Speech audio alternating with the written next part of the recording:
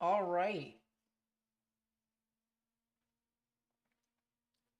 Little bit later than I wanted it to, but I found something really interesting and it'll make sense when you guys see it.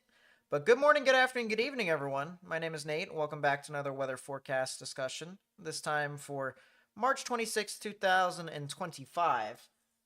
And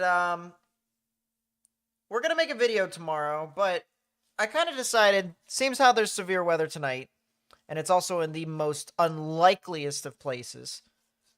We might as well go live and just watch it all. Make sure things are cool. And we'll talk about the future of severe weather here for the next week. And also chill out with you guys for a bit. So,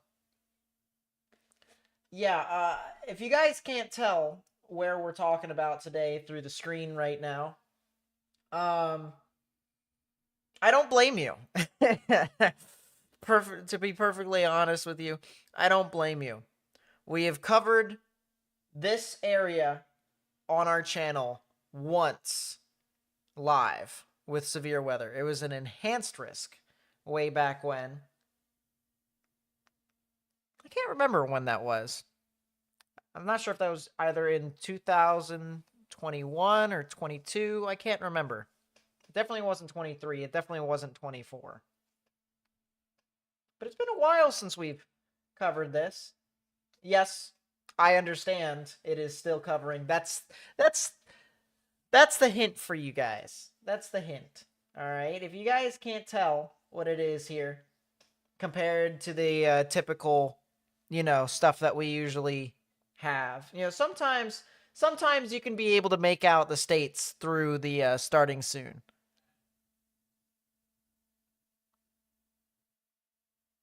I feel like Texas is pretty noticeable. I feel like Florida is pretty noticeable. Um, I think Missouri kind of just has that look, where most states kind of look like that. But never would you have thought, never would you have thought that we would be covering Washington and Oregon. Well, we're doing it for a second time.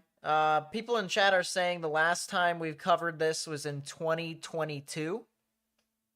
So we are not very familiar with this area, but we have covered this area before. So that is interesting in a way. We do have some thunderstorms that are starting to fire up into some of these areas, but interesting. The reason why we decided to go a little bit late. Go a little bit late. It was 2020. Oh, was it 2020? So that's really far away.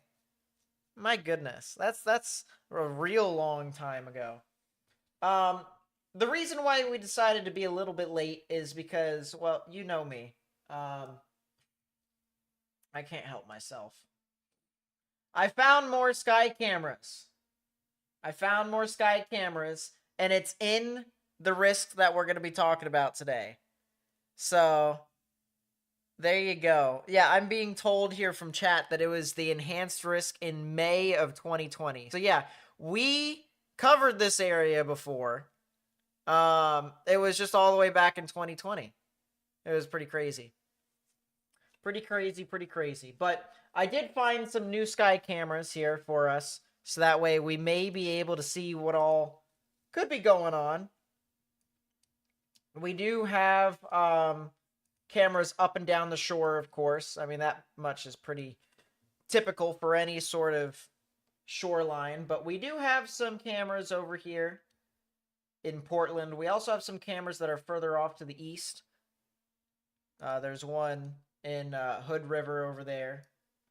I'm not sure if there are any more sky cameras further south along I-5, like near into Eugene, or maybe even up into Olympia. I looked in Seattle already. There wasn't really too much. There's a lot of traffic cameras in Seattle, but I don't think that would really do too much for us. So, yeah, we're going to just be basically combing the desert here, if you can. And the reason why I say combing the desert, as I'll put the Seattle camera on up for right now. if I can move it. Thank you. Seattle Space Needle, please. By the way, I've been to Seattle once. Absolutely beautiful place. I absolutely love Seattle. I would go there again. Probably one of my top favorite cities to go visit. Absolutely. And then I also went up to Vancouver. Vancouver was pretty cool too.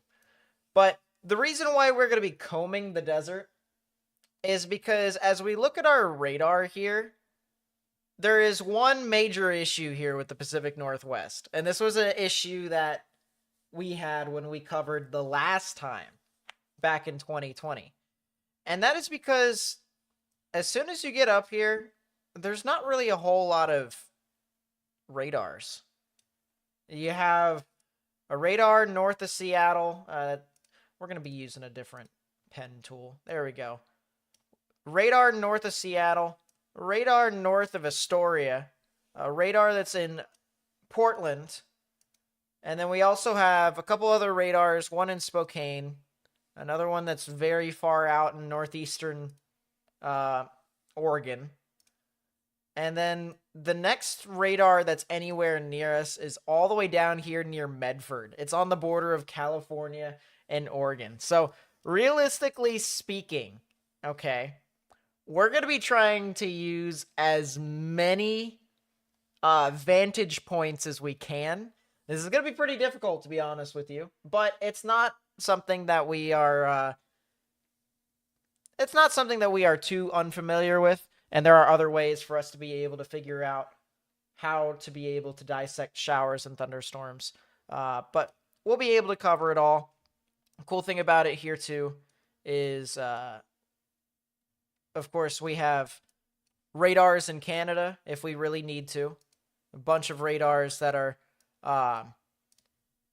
near the Vancouver and the Abbotsford areas. So we're going to be having some extensive coverage up and down I-5 pretty much. Spokane. Cool. Gotcha.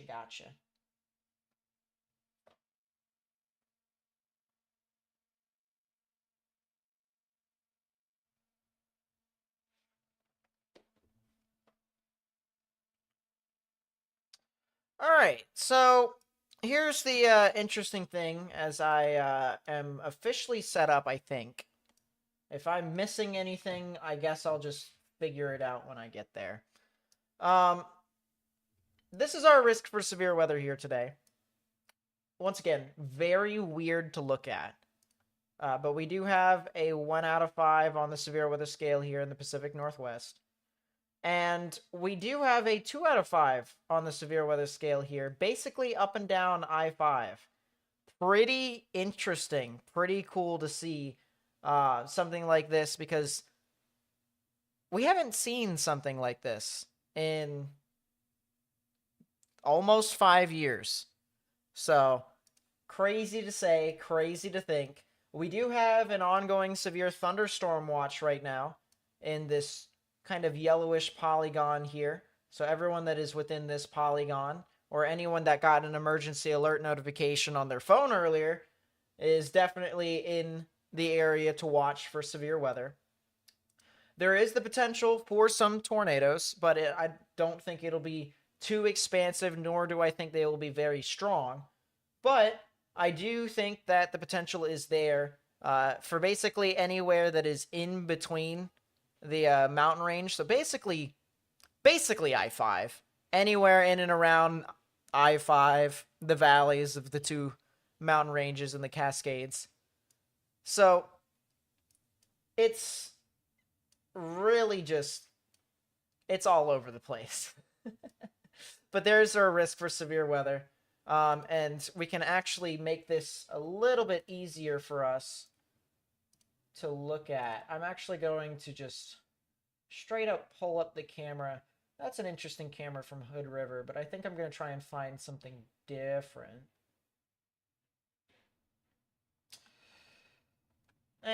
We might as well pull up the Hood River camera. That one actually looks probably the best to look at on the side. And we will go over here to our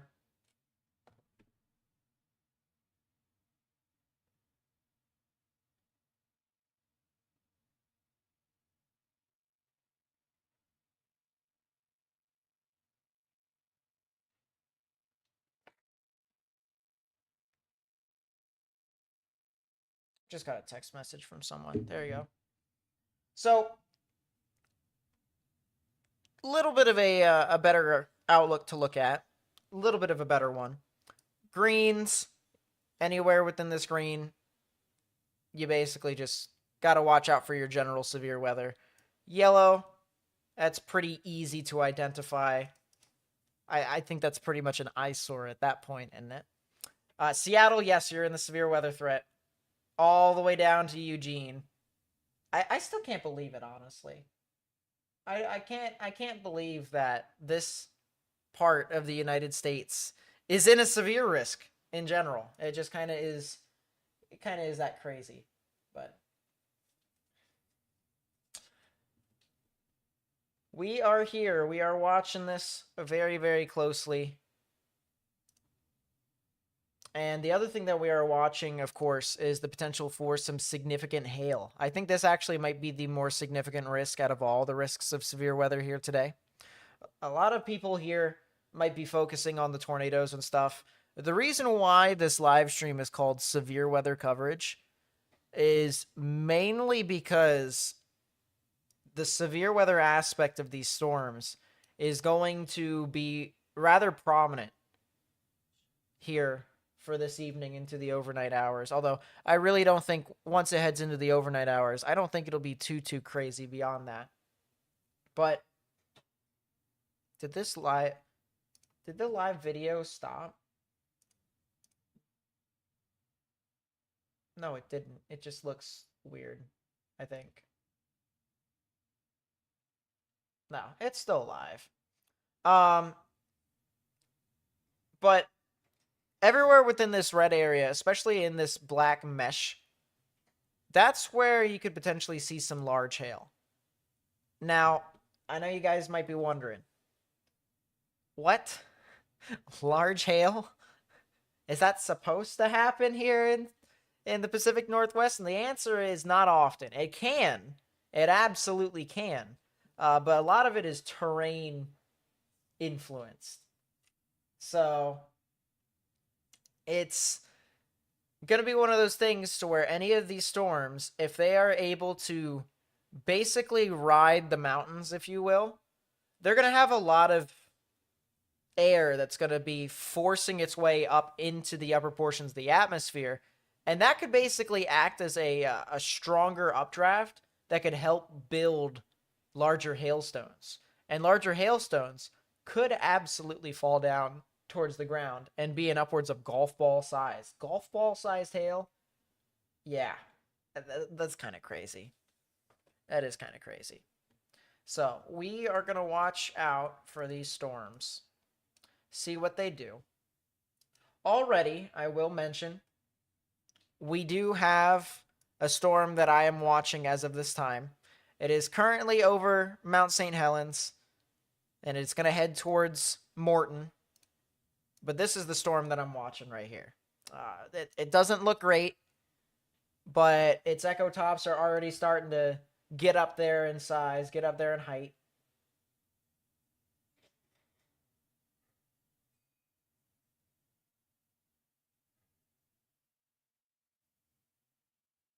But that is already our first storm. Our second storm is going to be something that I'm going to watch down to the south. And we're probably going to have to use the Medford radar for it. But it's pretty difficult to see. But basically, it's just this complex of storms right in here. All right, we all see this kind of jet of storms.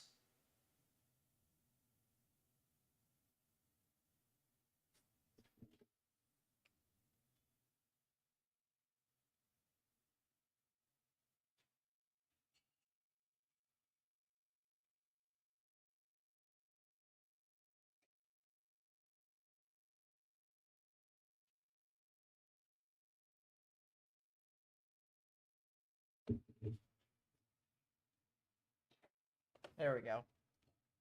But all these storms right here, this is what we're watching. Any of these storms that end up starting to peak out like that, see the little orange area with some red, that is that's what I'm watching.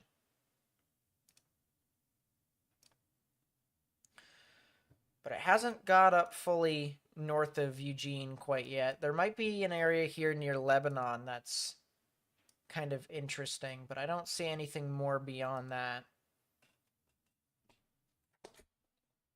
So let's take a look at our live camera that is out here near Hood River. I have no idea, by the way, if there are any more sky cameras that are out over here. I kind of just didn't really try to look too much for obvious reasons.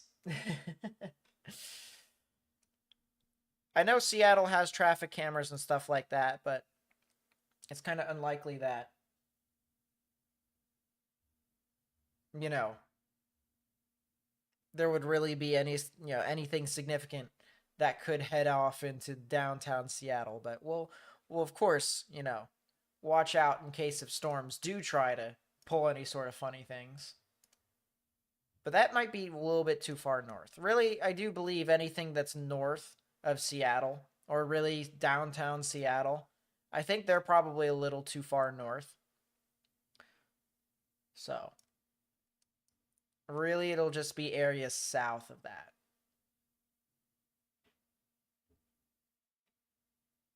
Can mountains hinder tornadoes? It fully depends upon how and which way the storms are moving compared to which way the mountains are oriented.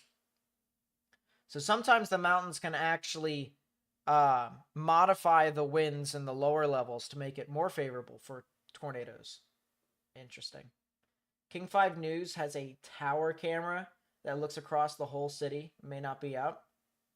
That might be something to look at. As I said, I am more than willing to add to my camera map. As you guys know, we are really going to be trying to add on to more and more of our cameras. We're going to try to, at least, but absolutely no promises.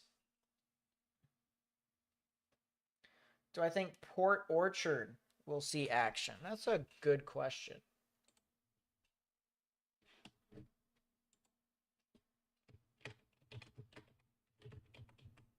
Port Orchard, Washington. Oh. I do think they could see a chance for some severe weather. I don't think it'll really be anything tornadic, though. So I think you guys should be all right. You guys should be a little too far to the north.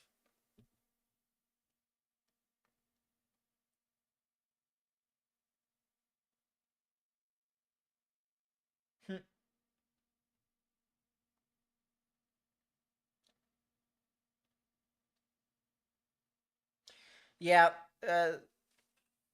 Eugene could probably start to see some storms out in the distance over the next, I don't know, 30 minutes to an hour. But it's starting to build slowly, Steve. It's starting to build slowly. What's up, Jordan? Welcome to the stream. Nice to see you.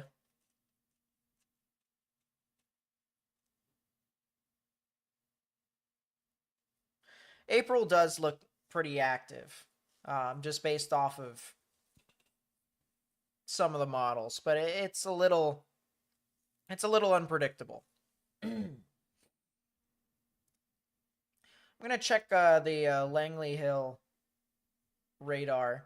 Earlier, I thought we could have seen maybe some lightning that was moving through Pacific Beach. We do have a camera that is over there, or at least that was over near ocean shores. Could potentially be seeing our first severe thunderstorm, and it's not even in the main risk. It's on the western or the northwestern side heading towards Forks. But good news about this area is there's not really too many people that live out here. The hope, though, is that if you do live along the coastline, or if you live along any mountainous terrain, or if you do live in a flood-prone area, there is a very good chance that there could be some flash flooding possible. Rock slides, mudslides, the whole shebang. Of course, you guys know, we try to mention when these atmospheric rivers do kind of come through. Over the past half a week, so past 3, 4, 5 days, I have been pretty busy and exhausted. I was going to make a video this morning. I absolutely was going to make a video this morning, and I just didn't. I was just really, it wasn't, my body would not wake up. My body would not move. This is called balancing multiple jobs. So, but we did get a lot of good sleep last night. We did. So, that is the good news. That's the reason why we're on right now.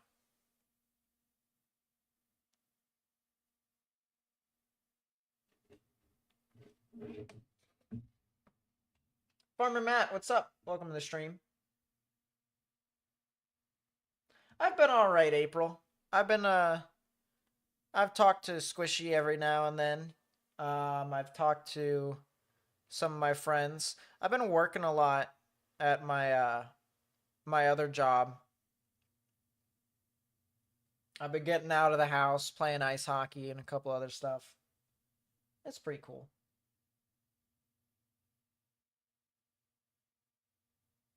Next time I go to Seattle, I'll check that out, Annie. I went over to Astoria, and then I actually went over to I think it was Cannon Beach that we went to. It was like this place that was it was like a state park, and then it had like all. I mean, obviously the Pacific Northwest has a bunch of rocks that protrudes from the beach and stuff like that. But it was like it was where Goonies was filmed, not in Astoria. You know. So we went over there. That was pretty cool.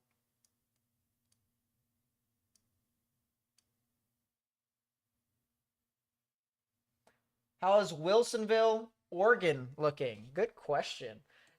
By the way, am I the only one that's still kind of like, I don't want to say tripped out, but like just kind of on the side thinking about, how crazy the fact that we're getting some severe weather here in the Pacific Northwest is. I mean, it's kind of, yeah. Wilsonville will definitely have its chance at seeing some severe weather here today. But as of right now, Wilsonville is just seeing some just general scattered showers and thunderstorms. It may not even be thunderstorms, it just might be just scattered showers.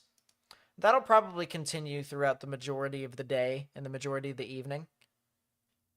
But there is a good chance that some of the storms that could be in and around, maybe not on top of Wilsonville, but maybe around Wilsonville, could try to turn into some thunderstorms.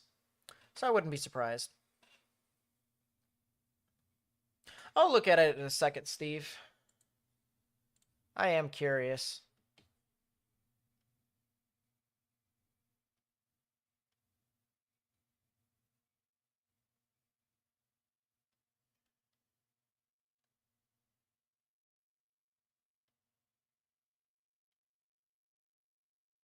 Yeah, as I said, the Pacific Northwest is honestly one of my favorite places, and I would absolutely go again. I mean, it truly is like one of my favorite places to go visit and to go look at. I would absolutely go again.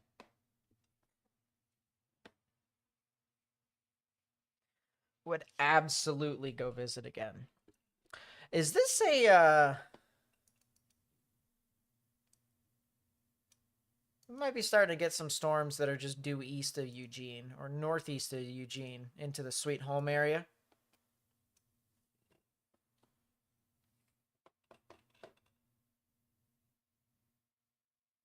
You're not even shocked considering California. Seems legit. You can see Mount St. Helens. You absolutely can. It's actually currently getting a thunderstorm right now. Yeah, as I said, the last time we had a severe weather risk here in the Pacific Northwest, we were actually covering it here on the channel. It was in 2020. It was in May of 2020, actually. So, it's rare to see severe weather events up here in the Pacific Northwest, but they do happen. I'm sure they've happened throughout the dawn of time.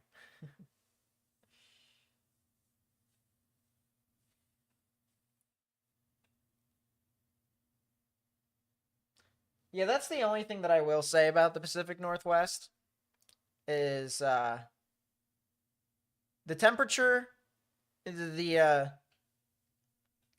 I guess the gap between the extreme lowest and the extreme highest temperatures of the Pacific Northwest, it is not as wide of a range as, say, folks that might be in the central United States or even the eastern United States. It's like the Pacific Northwest, it truly has its own climate, you know?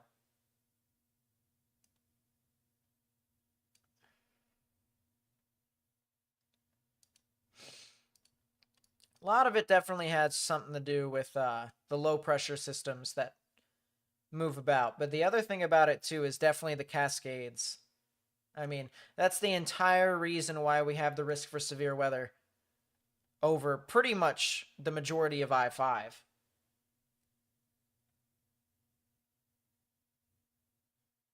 Yeah, it's pretty cool to see all of these folks here from the Pacific Northwest. I hope you guys are having a good day. I know we don't really talk about a whole lot of extensive weather besides, atmospheric rivers and whatnot. But I hope you guys are having a good day up here in the Pacific Northwest.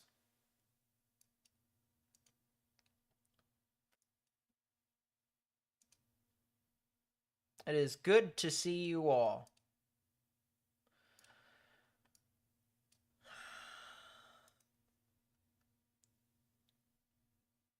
I don't really see too many interesting thunderstorms. I'll go back to the Grays Harbor County area.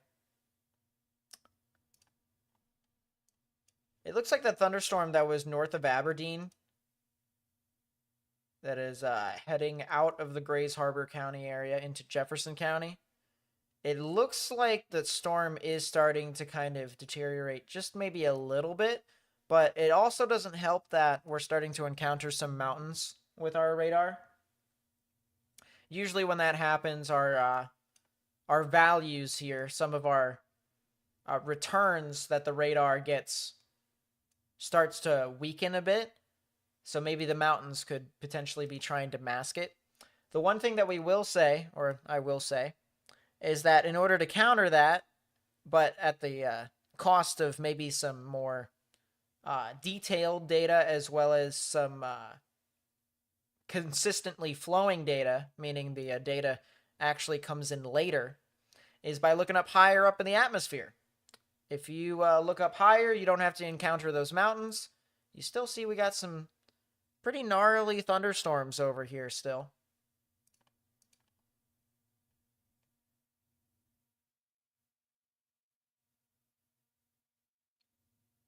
How often do we get severe weather out there? Probably about once every 5 years-ish, something like that. As I said, the last time we were covering this event was in 2020.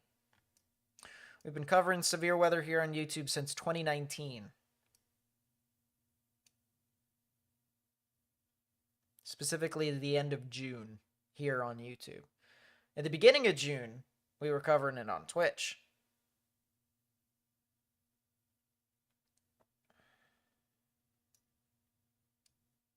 But yeah.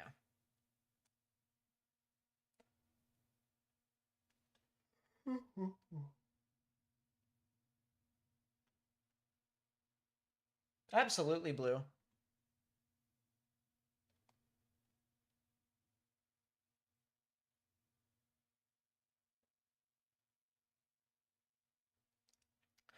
I'm going to go ahead down to take a look at our...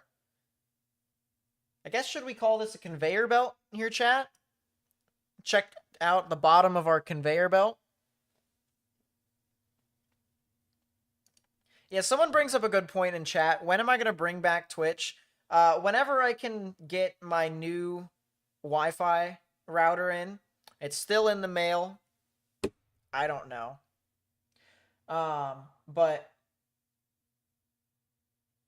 yeah, whenever we get our new Wi-Fi, and then hypothetically, if we can upgrade, I've got enough money to do it myself, but we can upgrade our graphics card and probably be able to multi-stream from both YouTube and Twitch. We'll be able to have both. At least that would be the hope. So, we'll look at it. But as I said, our conveyor belt here, it's okay. It's not anything significant right now. We just use these to try and find maybe potential storms to watch when they get out of the radar's range. There maybe is one over here, once again, just to the east of Sutherland. But that's really it. That really is it.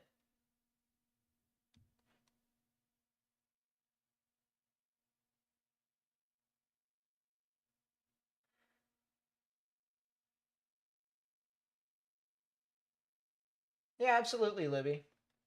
I thought it would be a pretty cool idea to come stream for this area anyways. We typically, as I said, we've only done it once before. It's kind of cool to be able to try and do it again. Even if nothing significant happens today, which I hope it doesn't. It's still kind of cool to just be able to just, you know, cover stuff like that.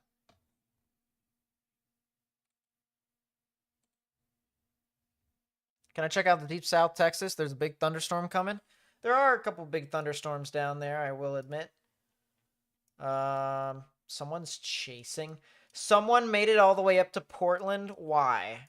All right, no offense, but if you're storm chasing and you typically storm chase out in the Midwest or the Central Plains or whatever, and you took the trip to go out to the, you know, Oregon or Washington to go chase severe weather, no offense, but you're crazy.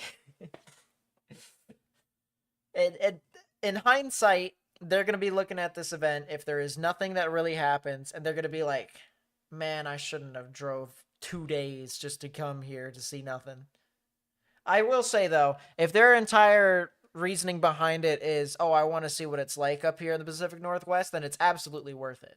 But if it's just for the severe weather, if it's just for storms, I don't know what to tell you. But there is a severe thunderstorm warning over here. The storm near the Rio Grande City. Some people say Rio Grande. Big thunderstorm over here. That's a big point. Quarter-size hail, 60-mile-per-hour wind gust. It doesn't look too crazy beyond that, though. It really doesn't. I mean, there's a 1 out of 5 on the severe weather scale down here in Texas. It doesn't really seem too crazy, in my honest opinion. So I wouldn't be worried. So chat, I do have some good news for you all. I do have some good news. They did come out with the new day 1 outlook. They did come out with the new day 1 outlook. And I do have some good news for you all. It was very short-lived. But remember how they issued a 5% chance for tornadoes up here in the Pacific Northwest? That has now been downgraded to a 2%, which is pretty cool. As I said, I'm still going to stream. I'm probably going to stream for the next, hour, maybe hour and a half or something like that, because there's still the chance for some thunderstorms. But the new mesoscale discussion here says a gradual increase in storm coverage is expected over the next couple of hours. In and close to Weather Watch 65, severe storms, including a couple of supercells, will remain capable of damaging gusts, hail, and possibly a tornado or two.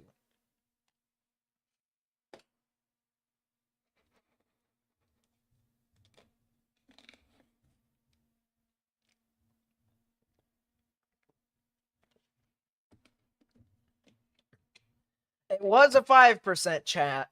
It was a 5%. So there was still a chance for some severe weather, but it was a 5% chance for tornadoes. Now it's a 2%. They did not take off the 15% hail, nor did they take off the 10 sig hail, but they did make it smaller. Wow.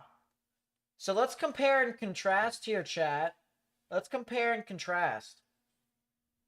We'll put the camera back up here from Hood River. So compare and contrast, everyone. This is the significant severe hail risk expanded from Seattle all the way down to Eugene and areas east of Eugene. And then if we refresh the page, it doesn't show up. Excuse me. I guess we're going to have to compare and contrast later. But you get my point here. You see what I mean? The significant risk for severe hail has been trimmed. It now is just this big. It's that big.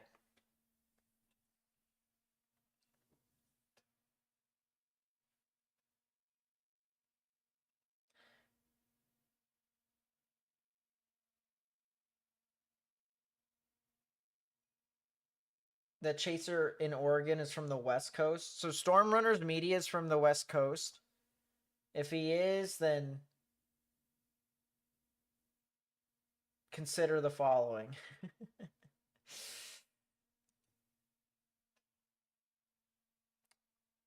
But yeah, so that's the SIG risk for hail. Tornado risk. Let's see if we can compare and contrast. So once again, 5% chance for tornadoes earlier. And now if we refresh, there you go, it's gone. Poof, it disappeared.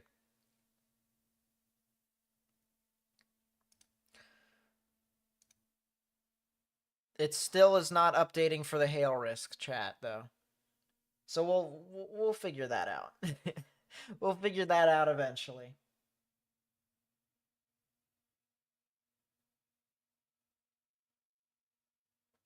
I also want to remind everyone real quickly, there is the chance for some severe weather tomorrow. We will more than likely not be covering tomorrow.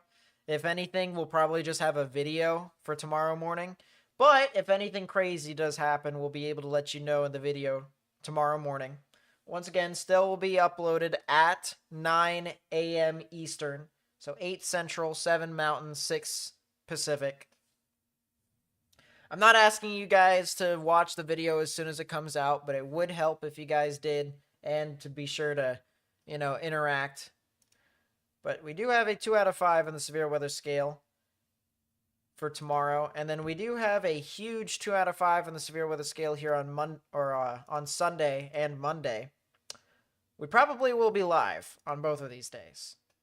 Sunday and Monday here, there is clearly a big old 2 out of 5 on the severe weather scale. So we'll be watching that, but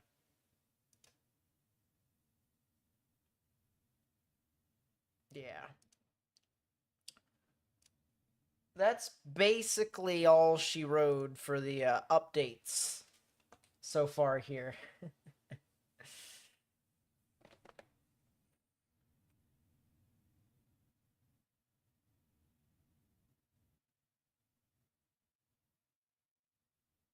Yeah, there's going to be a lot of storms here this evening that are just going to go in and out. It's going to like pulse. It's going to pop up, then it's not going to pop up.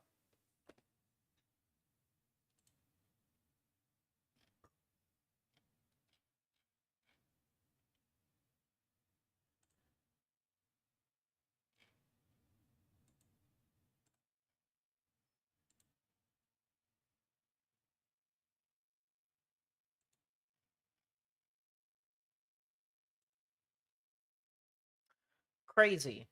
So yeah, the Outlook did just get updated 5 minutes ago.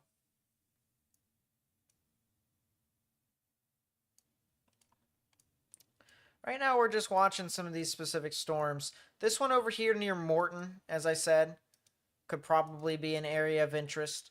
It has been trying to become a little bit more significant.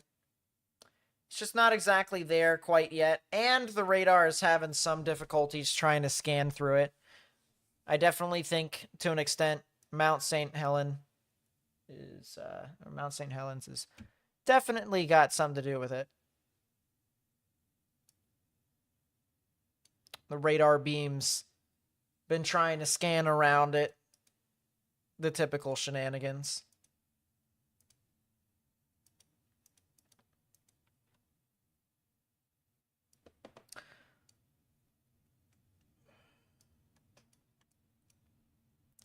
So I got a funny story for you all, chat, and the people who are in the Pacific Northwest can probably relate to this.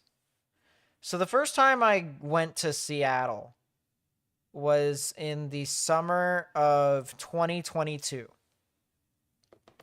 And stop. This was a 5% risk day, and people are asking if it was a bust. Go away.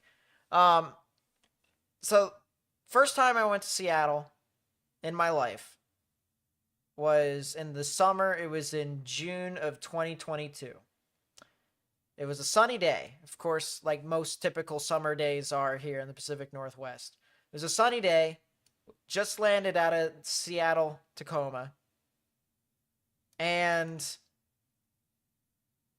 as I walked out of the airport to get onto, I think it was the shuttle. I think there's a shuttle that takes you to where your rental cars are. No, wait, no. It's not a shuttle. I walked out of the parking garage. There was a parking garage, I think, that was right outside of the airport. I can't remember. I remember there's a big parking garage that we needed to get the car from.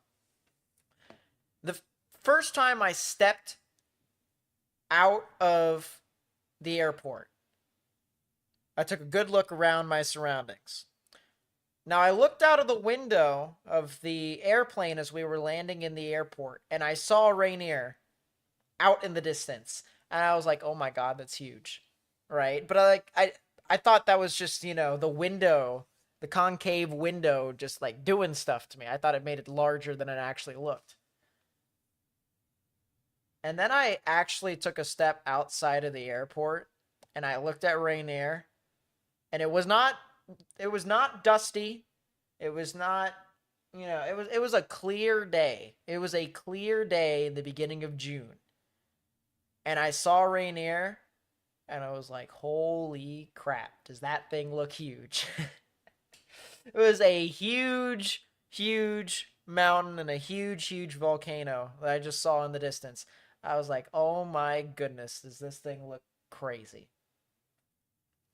And then I'll tell you what, when we got to our hotel in downtown Seattle, first off, I gotta say, south side of Seattle along I-5, if you know, you know, but that was definitely a rude awakening to some unfortunate circumstances. And obviously, I hope things get better for those people. All right. But when I got to downtown Seattle, and when I actually looked around the city, oh my goodness. Was it probably one of the more beautiful cities I had ever been to in my entire life. It was just. And the cool thing about it as well, I went to Rainier about a couple of days later. We went to like this lake that was on the northwestern side. I can't remember what its name was. It was next to a campground.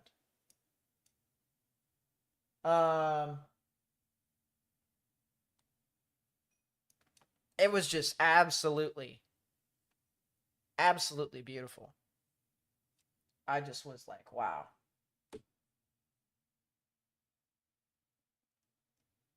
I couldn't believe how beautiful the Pacific Northwest was, and it really opened my eyes. And I think that's the reason why one of my friends who wants to expand upon meteorology, wants to actually go to University of Washington, once he gets his bachelor's, he wants to travel over there to the University of Washington to finish his meteorology degree. And honestly, that's not a bad idea at all. It's just, once again, the Pacific Northwest was beautiful, and I'm just only talking about Seattle.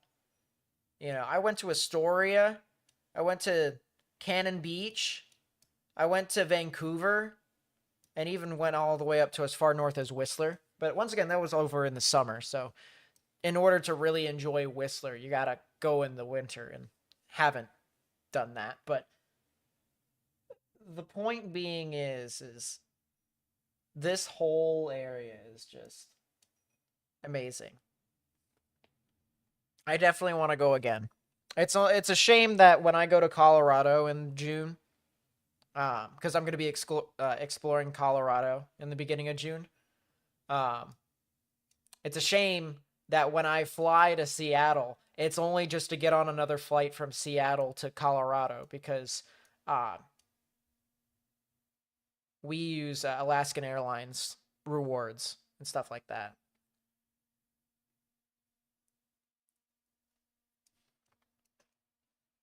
But anyways, that's my short story about how crazy my first experience was with Seattle.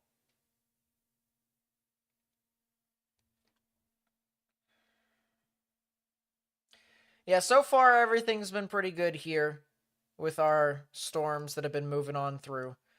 Let's check back at our conveyor belt that's on the south side. We do have a couple areas of interest. This one over here that's just to the south and east of Cottage Grove still is looking like it could try to produce a stronger thunderstorm. If it does do so, we probably could see it head just to the east of Eugene, and it'll parallel I-5 all the way up. But it'll take a good bit before it does so. It'll take a good while.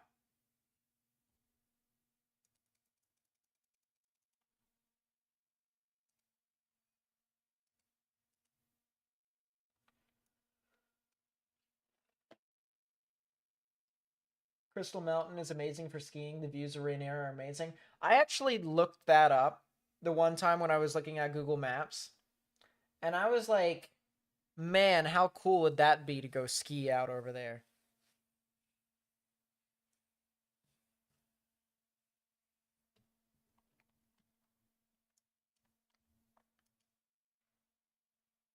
Would be pretty cool, if I do say so myself. That's another thunderstorm that's popping up over here, just northeast of Portland. I wonder, with our other sky cameras, we do have a couple sky cameras that are over here that's looking off to the east.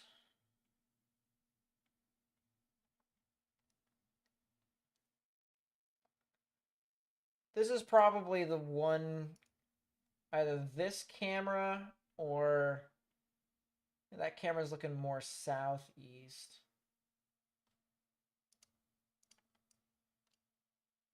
That camera in Vancouver is looking south.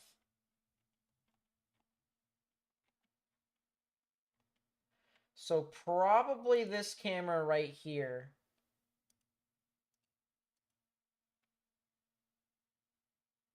Well, it's definitely dark off to the north and east over there.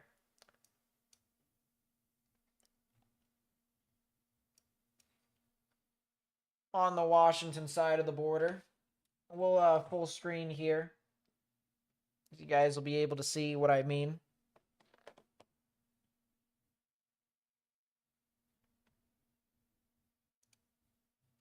Are the storms starting to approach the Tacoma area? Yeah, they slowly are. And those storms are starting to become a little bit more prominent. We probably could be seeing some thunderstorms here soon approaching the Tacoma area. I wouldn't be surprised, at least. Yeah, we do have some thunder. We do have some lightning. So Eatonville, all right. If you're in Eatonville, in Mineral, or in Ohop, definitely could be seeing some thunderstorms. Could potentially be severe. We'll see. Right now, I'm not seeing anything too crazy. But we could be seeing some thunderstorms over there.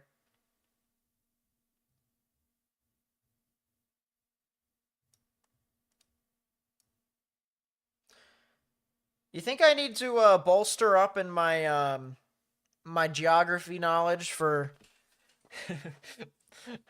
Oregon and Washington here, chat? You think we'll be seeing another severe weather live stream here in this area? It could be possible. Who knows?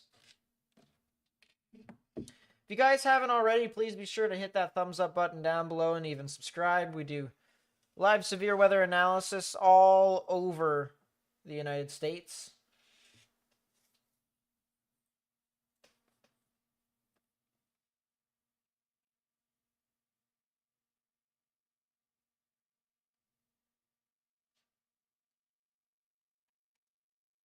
Of course, we probably wouldn't do this type of severe weather coverage for any other part of the United States. That's just kind of how rare it is up here.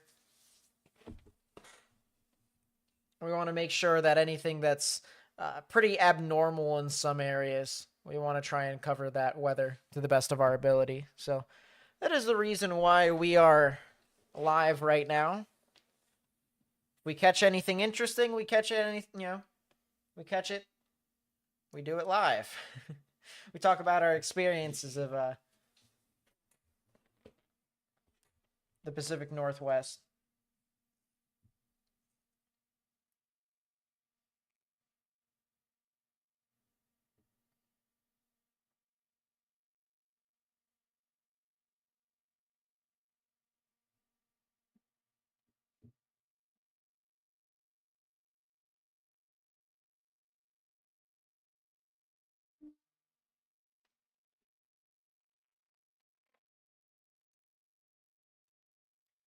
I wonder, those storms that are along the coastline, if we look at the Langley Hill radar, yeah, so we're still looking up in tilt, and these storms that are heading over into Jefferson County, central Jefferson County, over the,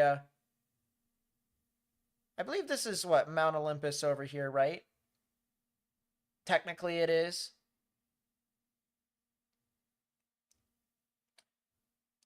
Some pretty prominent thunderstorms over here with some large hail impacting the higher elevations. This could be where we could see a severe thunderstorm warning for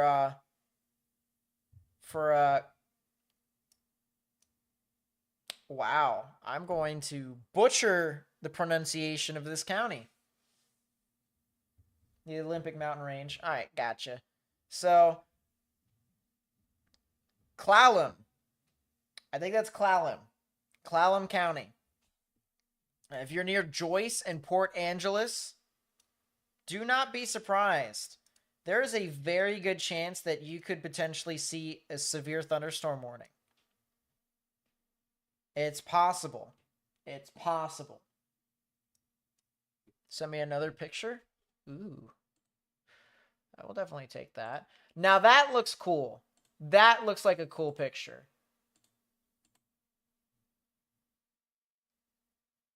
I could definitely tell you're at an airport. But that's a pretty cool picture. Clallam.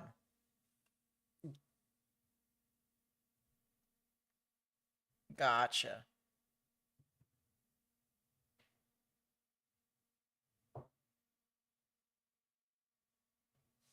See, I'm slowly but surely learning the geography and the terms of areas that I have never really in-depth, put in-depth coverage to.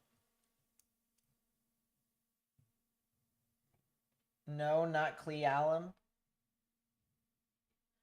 We're going to figure it out here, chat. We're going to figure it out together. That's what we will do. But I think it looks more like Clallam to me.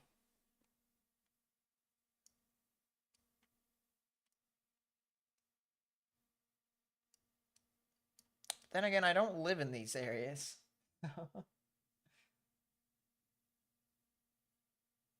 I said it right the first time? Gotcha, gotcha.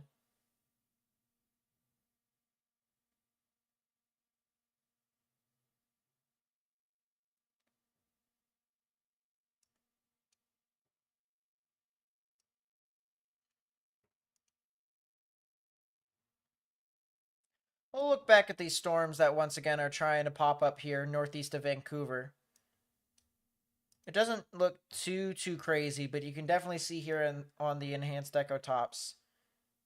Our thunderstorms are starting to blow up just a little bit, and the higher it goes here on the range, on the right side, you can see right here. That's our range. This area right here. So you go up to the yellows. We're talking about thunderstorms in upwards of 30,000 feet.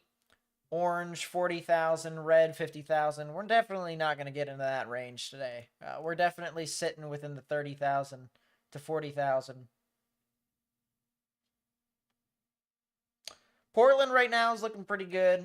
I don't see anything super significant for you guys at the moment, but there could be some thunderstorms that could head off through later on. It could be a nice time for us to take a look at the models just temporarily, show you guys the timings of which these thunderstorms could try to move on through.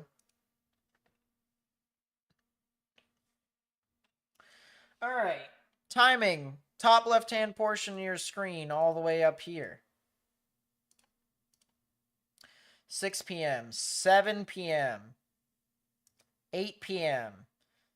Thunderstorms probably moving on through in between 7 and 8 p.m. here in Portland. 9 p.m. Honestly, everywhere in I-5 seems to be clear after 9 p.m. in Oregon. That's what it looks like to me. And then heading into tomorrow, it looks like we'll have the typical rainy cell for the Pacific Northwest. Pronounced squim or sequim. Now pronounced sequim.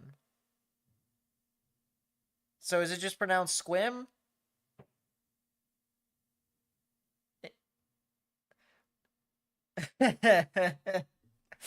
My brain, chat. My brain. Let's take a look at Washington here. Washington State. Once again, it looks like just some scattered showers and thunderstorms for the most part, but there could probably be that one significant thunderstorm that could try to move on through. It's just whenever that does form,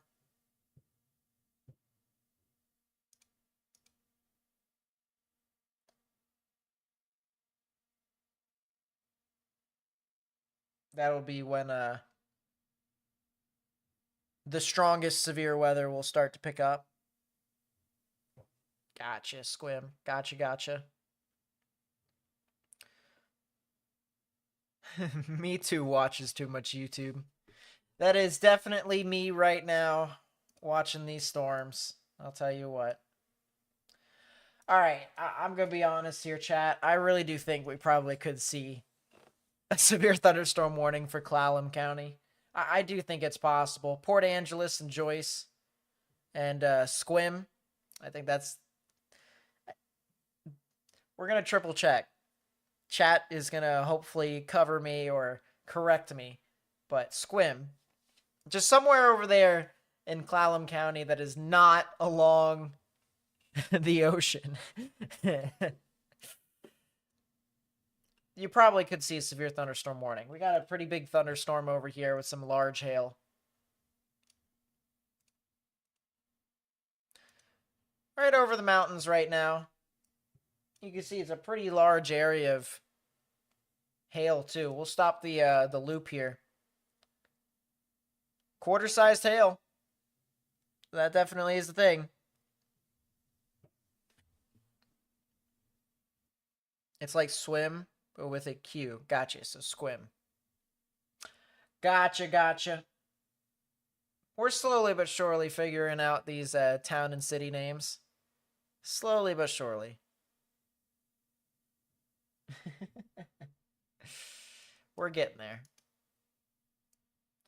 But yeah, this definitely looks like our strongest storm right now. check back out our conveyor belt that we like to call it, because this is basically where all of our storms are starting from. Over here in Medford, it goes all the way up, parallels I-5. Stays to the east of I-5 for the most part, too. All the way up until it gets to Portland. Then that's where things start to become a little interesting. Looks like there is a storm that is starting to form over here, just to the west of Albany. And it does look like it just recently popped up. So this could probably be one of our storms to watch.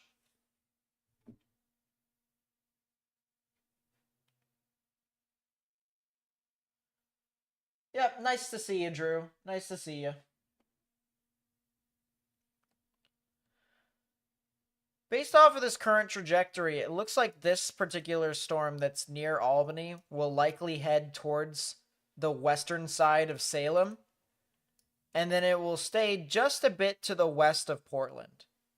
Probably near the McMinnville, the Newburgh, the Gaston area. Or the Gaston area. Based off of previous town names. I believe that's Gaston, but Gaston is another common way to pronounce that. And then Forest Grove would probably be another area to watch. Mesoanalysis update. You know, that's probably good for us to look at here, at least just temporarily. It does look like our 3 Cape is starting to pick up slowly but surely. And it is starting to pick up specifically over the Albany area. So that storm, where that storm just recently popped up and formed, it looks like that probably could be an area to watch, as a lot of that stuff advects off to the north. That probably would be the one that has the best chance of anything being tornadic too, at least based off of looking at it. Someone asked if Geographic lift could enhance severe weather. Yes, it absolutely can. In this case, it's enhancing the large hail threat. It's like it's amplifying the updrafts of these thunderstorms. Basically, what that means, chat, is when you have winds that hit the mountains in a certain way, it actually can force the winds uphill, and it actually shoots it up into the sky. And so adding on to already the lift in the atmosphere, that also adds an extra layer of intensity that can help keep a lot of the precipitation up in the cooler portions of the atmosphere, which could then freeze and build into larger amounts of hail. So yeah. What's the likelihood of that storm near Albany going severe? Right now, it's probably a 40% chance, maybe 30% at minimum. That's probably my best guess with that. Let me put it to you this way. It is not the most severe storm that is currently here in the Pacific Northwest. McMinnville always gets hit? Really? Someone's got a storm magnet over there. Start checking places. I'm going to go up to our storms that are starting to move off to the southern portions of Tacoma. I'll be looking at that through the Seattle radar. As we do have some storms that are moving near Eatonville and Yelm. So if you know anyone that lives over here on the southern side of Tacoma near Orting, Puyallup, I believe that's how that's pronounced, as well as Roy, and really just anywhere here in Tacoma. Watch out. Tell them to watch out for the potential of maybe some spotty hail, some damaging winds. Man, is the Seattle radar really loving those storms here in Clallam County. Pretty soon that'll head over to the island of Vancouver. Or at least that's the idea.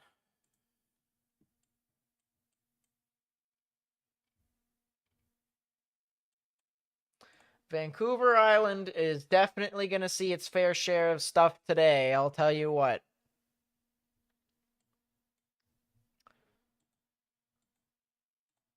If you didn't think it was possible to see severe weather, well,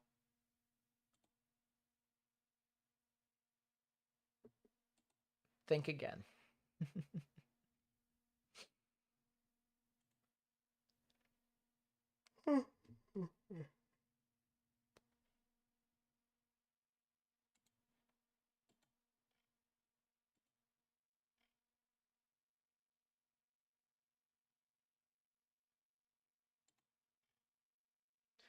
All right, cool.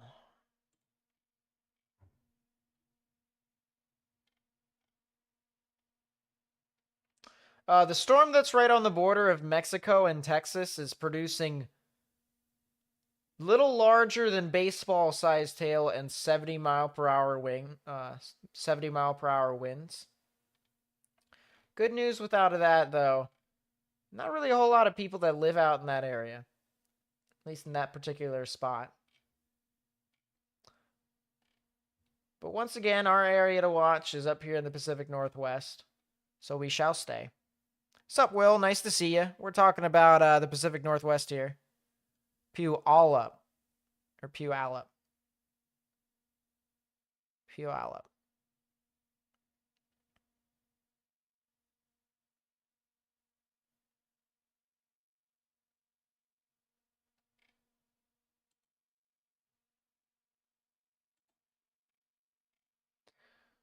Yeah, we'll keep that over to the side for now.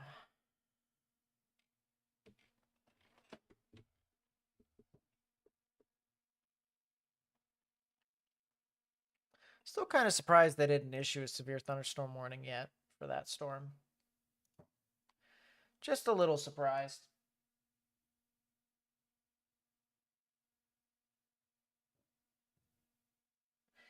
I know, it's a little surprising, isn't it, Maryland?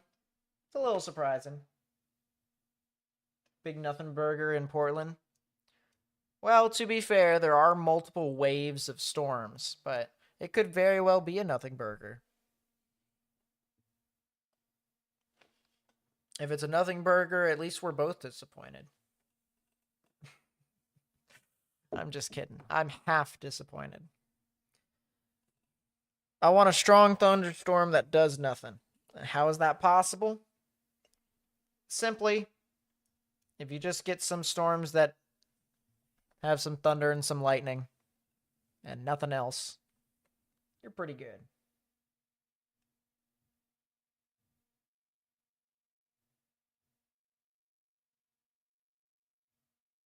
It's possible, Blue. It's possible. You definitely have a decent chance of maybe seeing some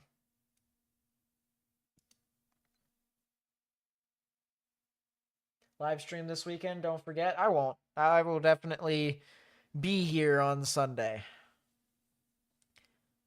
At the very minimum.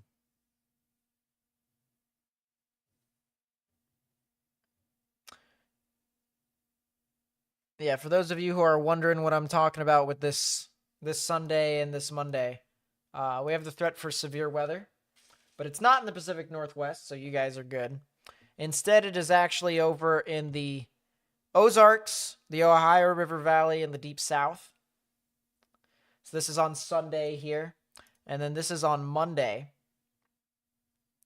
Mid-Atlantic and the Southeast, as well as the Deep South again, could see some severe weather.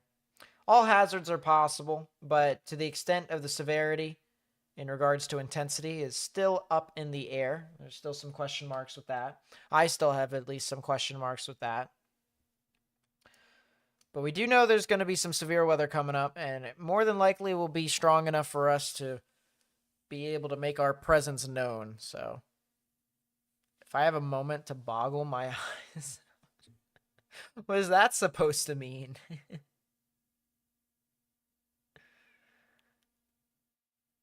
What's up, aviation fan? Nice to see you. Nice to see you. I appreciate all the people who just subscribed as well. I just saw that a couple of people just did. If you're new here to the channel, it'd be appreciated if you guys would subscribe. It's completely free. We upload weather forecast videos in the mornings as well. Talks about what potential significant weather could be possible in some areas of the United States. We talk about atmospheric rivers pretty frequently when we can. Whenever we see an atmospheric river, we point it out. And we usually point it out ahead of time, too. So for folks that might like to stay on top of that, this is definitely the place.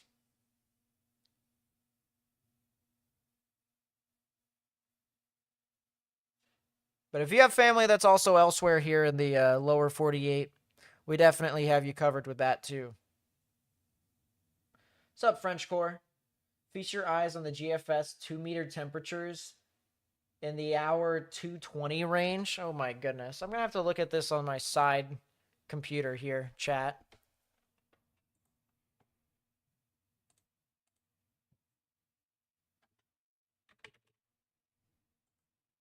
Log in.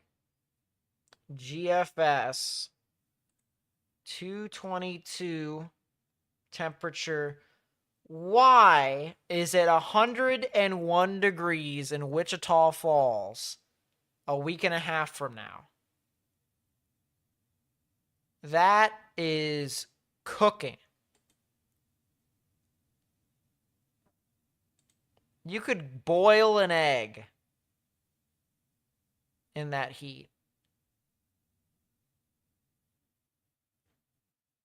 You can boil an egg.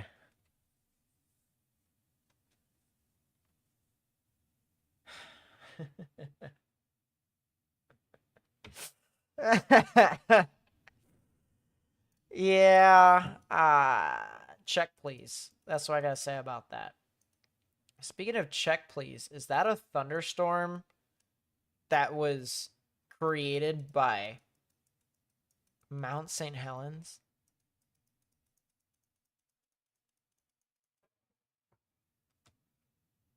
That's crazy. Following a chaser group going up I-5 near Longview, any ideas on what looks like it could pop off near there?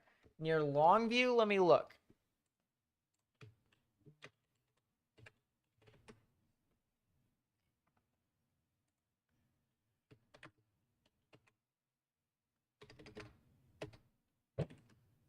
If you're talking about Longview, Texas, I think it could be more of like a an all hazards type thing. Tornadoes are possible, hail's possible, winds are possible, but to what significant degree? It don't. It's a little bit difficult. But Longview, Washington, however, things are just going to be on, off, and on, off, and on. It'll be a little difficult. Honestly, with how spotty some of these storms are, it's going to be really hard for me to pinpoint which storm would be able to be the one to take over. But I do think it is possible that you guys could see at least some good lightning and some thunderstorm shots. Some thunder. If you get your camera, start looking at lightning shots. Yeah.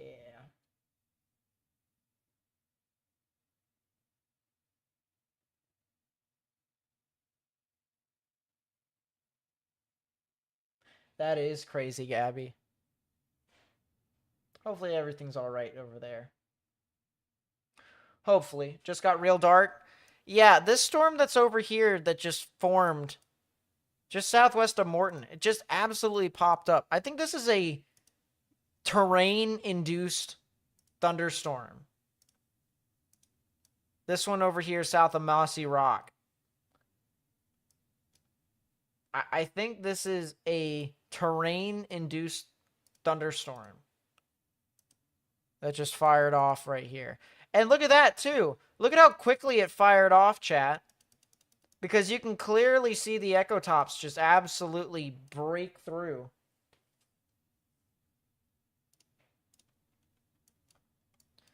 This storm is absolutely trying to pop off just a little bit. I'm going back to this big thunderstorm over here. They did issue a huge special marine warning here for this thunderstorm.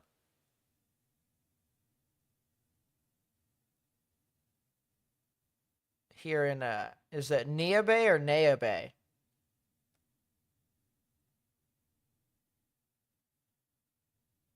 Never seen me covering your area before? I'm not sure if we covered specifically Portland or Vancouver before, but we did cover the enhanced risk in 2020. There's a gnarly looking severe weather setup that day, or that day in May of 2020. But Vancouver could definitely see some spotty showers and thunderstorms. It's possible that one or two could be severe, but we'll see. Nia, gotcha. So it's Nia Bay. Gotcha. But yeah, they did issue a giant special marine warning for 50-mile-an-hour wind gusts. Nickel-sized hail also possible with that.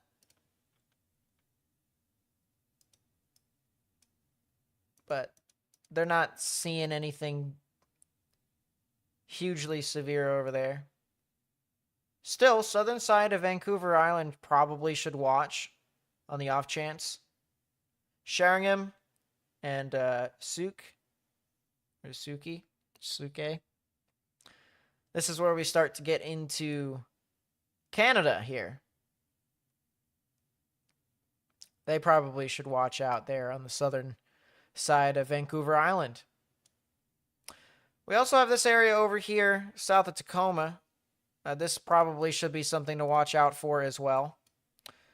And then this storm that's just to the south and east of Eatonville, near Longmire, Ashford, Mineral. Basically just this area right next to Rainier should watch.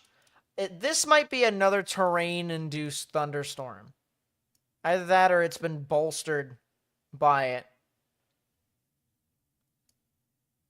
Regardless, there is definitely a stronger thunderstorm here on the western side of Rainier. It just crossed over Ashford.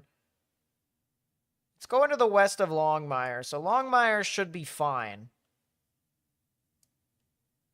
But folks that could be traveling along State Highway 165, I believe that is. Yeah, 165 south of Carbonado. They could potentially see a stronger thunderstorm.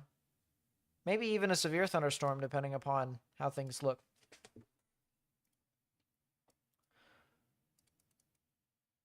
This cell here southwest of Morton still looks like it's trying to pick up.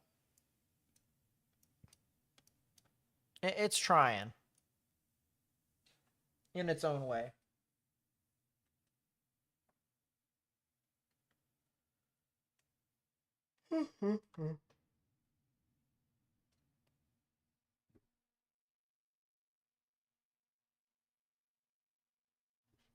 Yeah, apparently there is a non-zero chance, of course, but meh.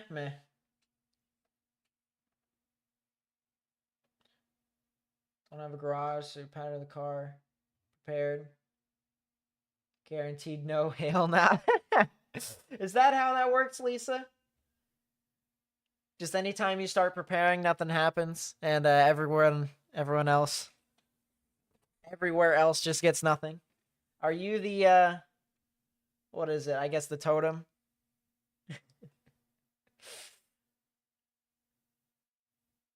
You are the weather now, Lisa. That's now I'm just gonna have to take a look. Anytime you say anything about you covering your car, I'm immediately just gonna say, oh, nope, Lisa's got us all covered. Funny thing about it, too, is that I know some people that actually think that superstition and try it every single time before they storm chase. Whenever they, like, prepare something, they see severe weather. When they don't prepare stuff, they don't.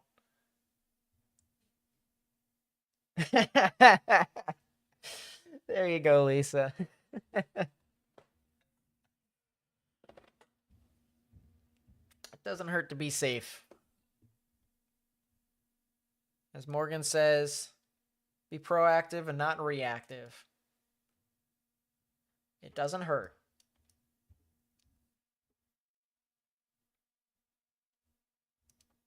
Some thunderstorms are starting to move into the Salem area now, but it doesn't look too crazy.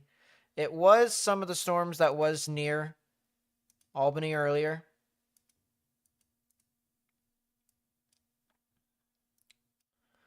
But, as I said, not looking too crazy here.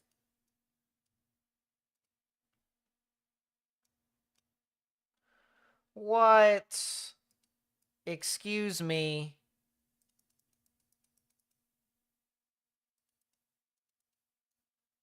Can someone explain to me? Did these storms... You know what? I'm just not even...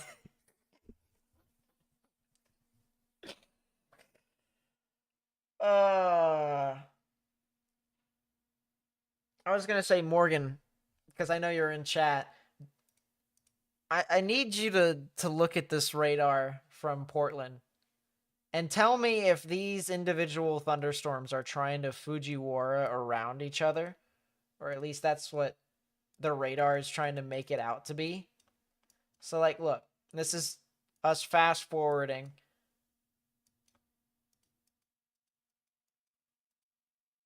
And then they just blow up into one larger storm. And now we're here.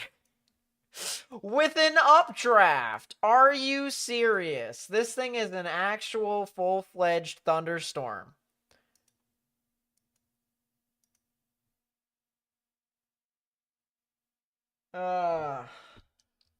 Goodness gracious.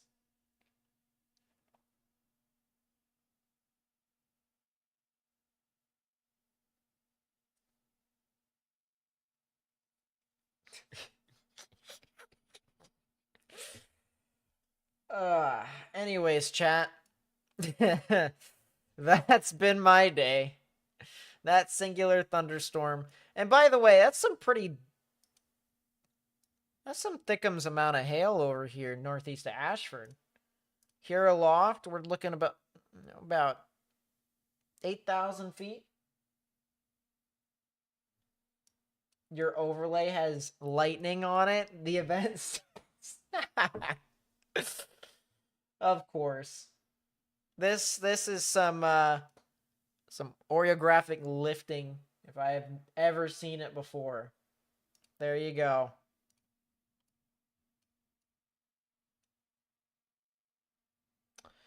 That is some gnarly. I'm surprised that they haven't severe warned this cell, to be honest with you. That's 66 dBz. How tall is this thunderstorm? Why is it this tall? It's about 35,000 feet.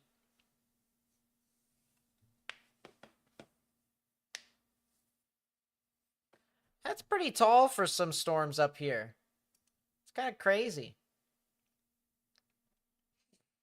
Well, Rainier is going to get a nice little thunderstorm. Can you imagine being on top of Rainier and watching this thunderstorm go by here north of Ashford? I'll tell you what, the views must be kind of insane to an extent. Storm Runner Media is just west of there. Yeah, he is. He's on the interstate still, though. He won't be able to catch up. He'll just have to look at the cell. Excuse me. The cell southwest of Morton, which is probably the one that you were talking about.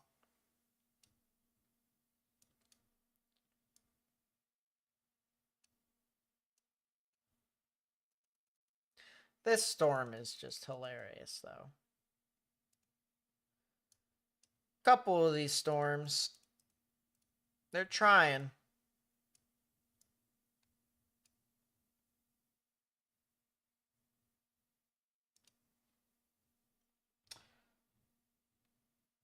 I wonder if we try and pull out our camera map again.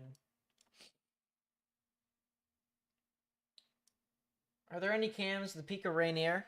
I see. I was wondering that myself. I didn't look it up, of course.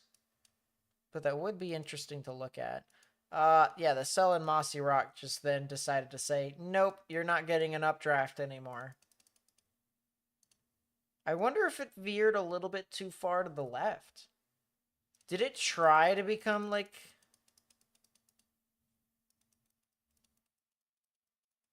a left mover, I guess, or... I don't know. These storms are weird. They're weird, man. Evening Displaced Underdog. Where should you go from Eatonville? If you're trying to chase that one storm, north.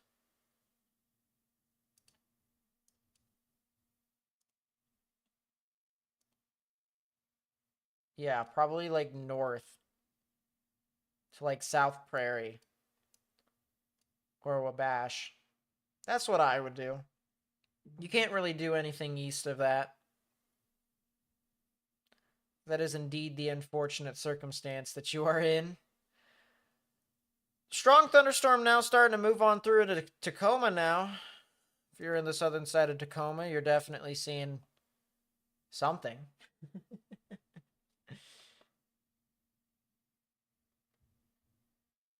Paradise Ridge parking lot camera?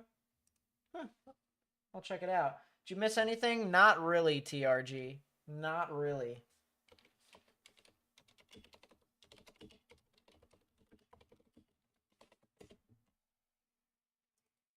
Oh.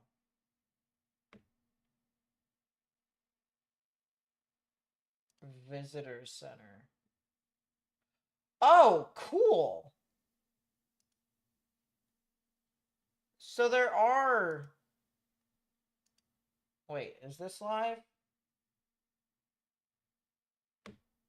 It refreshes in a minute. Sad. Lame. Lame.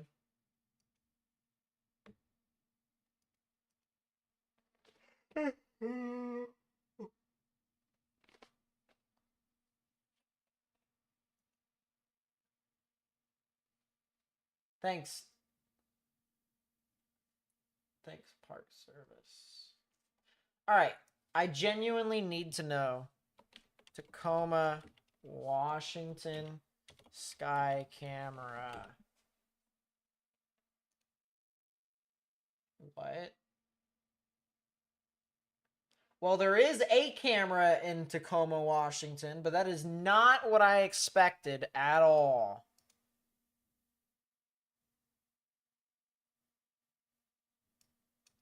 Huh?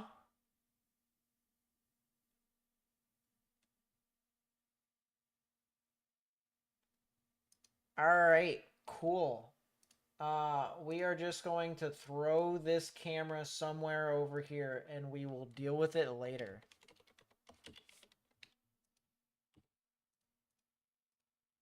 We are going to make it a mystery camera because, as I said, I have no idea.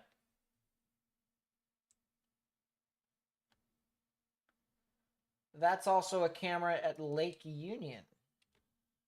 So we will throw that over there somewhere. Yeah, there's Lake Union. Seattle, Washington. Boom. We'll mystery camera that, and then boom, we're good.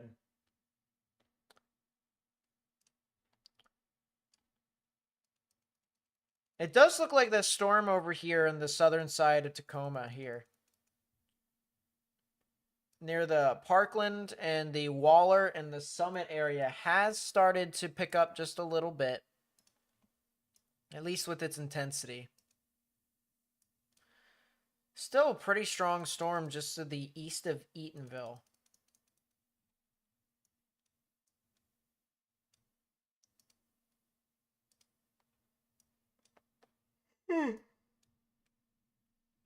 This storm here south of Salem just popped off.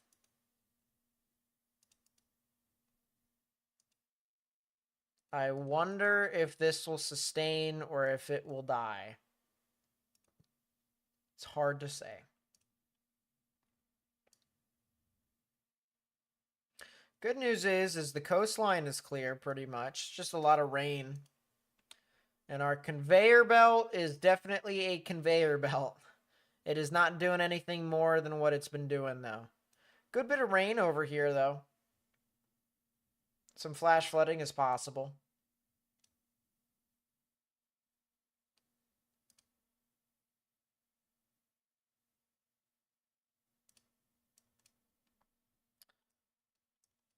Yeah, definitely our stronger thunderstorm here is heading out into the bay and heading into the southern portions of Vancouver Island. Apparently 50-mile-per-hour wind gusts and nickel-sized hail is possible with that. Big line of thunderstorms here, though. Pretty expansive line.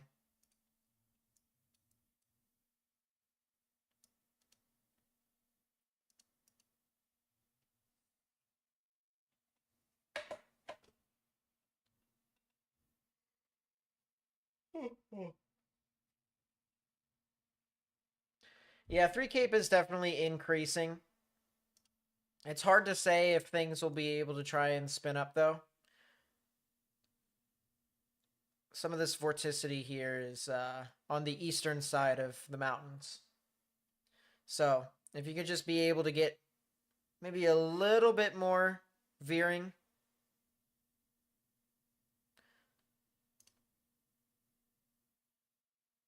If you had your surface winds coming from the south instead of the southwest, you probably could get away with maybe the chance for something tornadic. But right now, our surface winds are pretty linear. Not over here in Idaho, though. But I don't think we're going to be seeing any real severe weather out there. But our photographs are definitely veering. Out here along I-5, it is straight as a hot dog.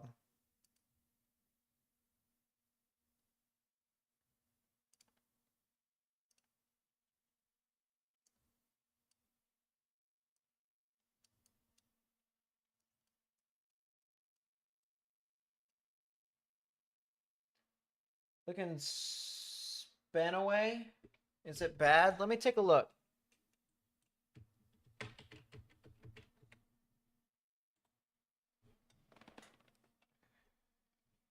Okay, so that's southern side of Tacoma. So I do think there is a stronger severe or a stronger thunderstorm. Be just barely sub-severe. Could be some gusty winds. Could be some spotty hail. I don't think it'll be able to get anything beyond that, though. I'm sure there is a, or at least there... No, there isn't. Either that or I turned it off.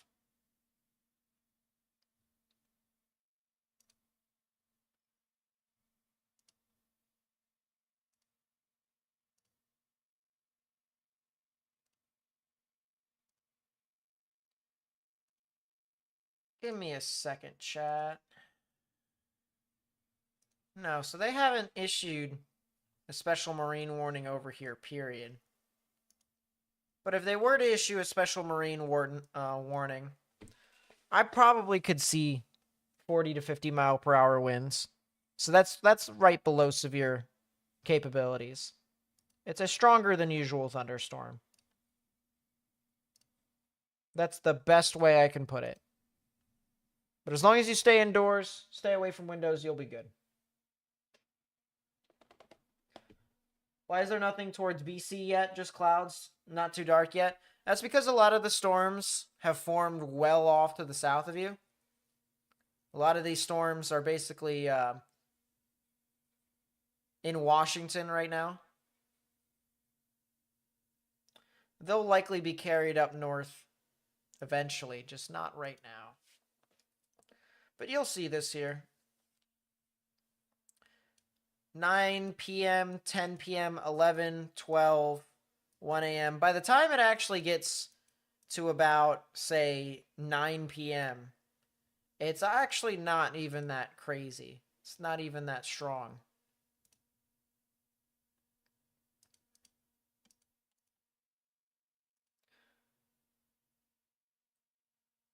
Which is about almost 2 hours from now.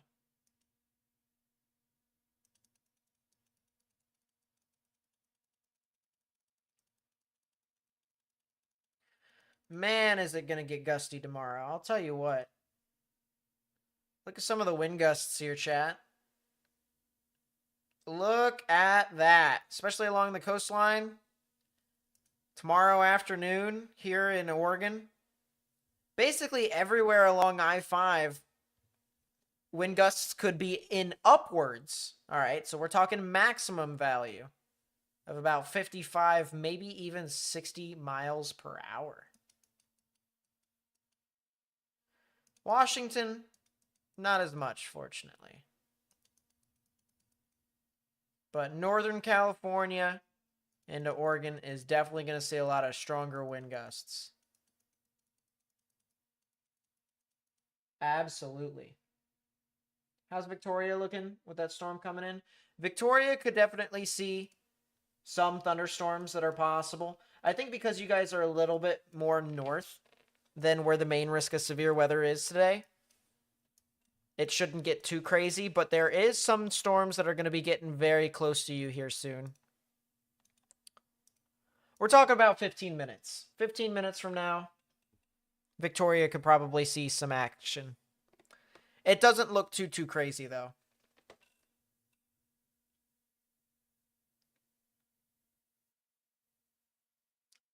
I assume you are looking at Environmental Canada alerts when the time comes.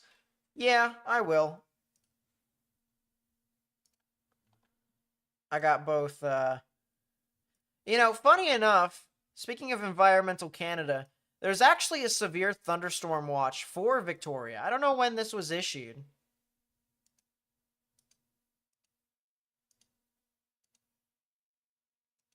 Is this bold? You can make things in bold with this? That's kind of crazy. I had no idea you could do that. It still doesn't help that radar scope is a little bit too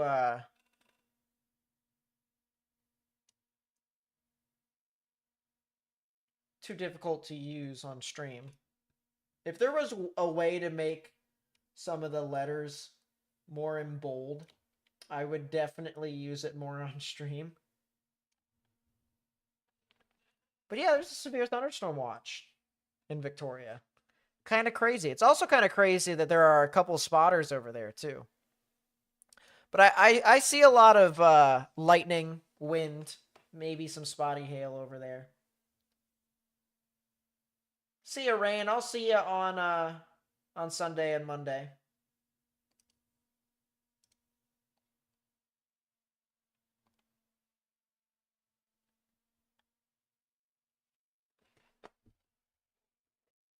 Yeah, I kind of wish that there was a way. Oh, radar brightness. I mean, that helps, kind of. Ish.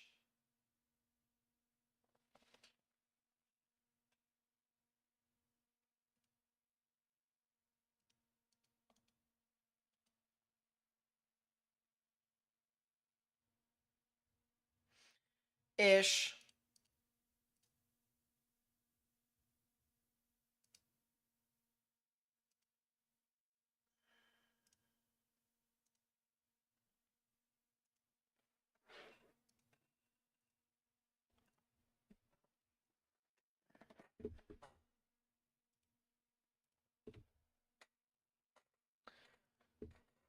Regardless. Regardless. It's still kind of difficult to use. Just a little bit, though. It was issued this morning. I kind of now want to look into how they do a lot of their stuff. Because I know they issue their warnings in real time, but their watches, I wonder if it's kind of similar to our, like, outlooks. Anything happening in Salem, Oregon? I do think there is a couple, if I do remember correctly. Yeah, there is a stronger thunderstorm that is near your area. It doesn't seem to be too crazy at this time, though. So that's the good news.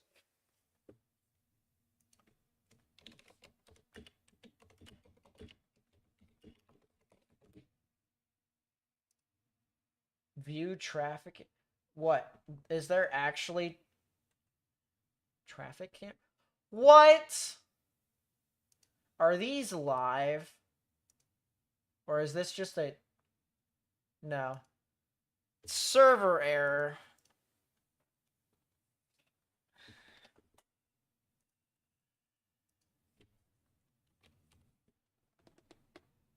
We'll play the loop here for this right now. It looks like the current trajectory of that one storm near Salem, if it were to continue to stay at its current strength, it could get close to Portland. It could get close to Portland. But I honestly think we need to see a little bit more longevity from this thing in order to say anything. In Victoria, and it just started. Yeah. Yeah, that big storm, that big'em.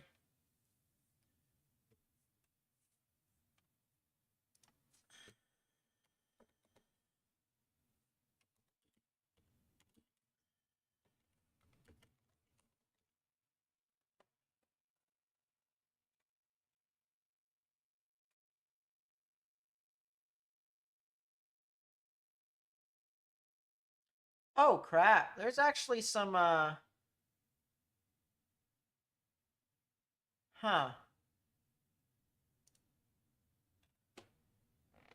The Victoria Golf Club chat.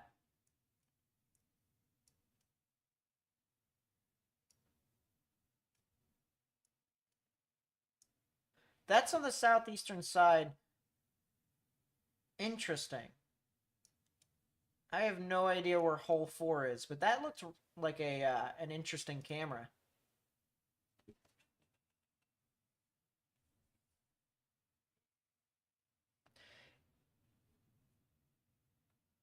Yeah, not really a whole lot of people, if any, covered this risk up here in the Pacific Northwest. And honestly, I was kind of debating on not doing it either, but then I kind of realized how rare this style of event is. So on the off chance of if anything happened, just, I wanted to be here. Last tornado in the Seattle area was 7 years ago. Holy crap, that's some lightning. All right, we're gonna full screen this. Um,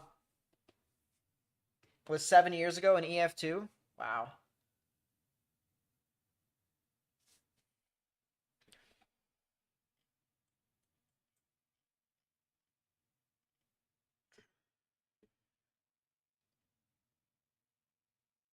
Yeah, it looks like this camera is looking east, maybe?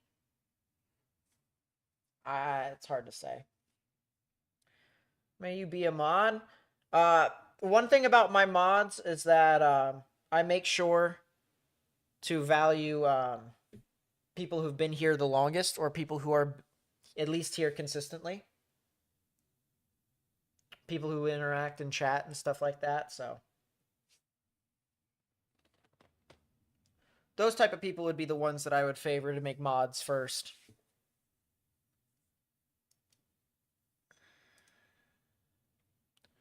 This storm that's near Salem is kind of interesting, I will admit. It's trying to be a little surface-based supercell. It's just not doing the greatest job of it. But it is kind of interesting.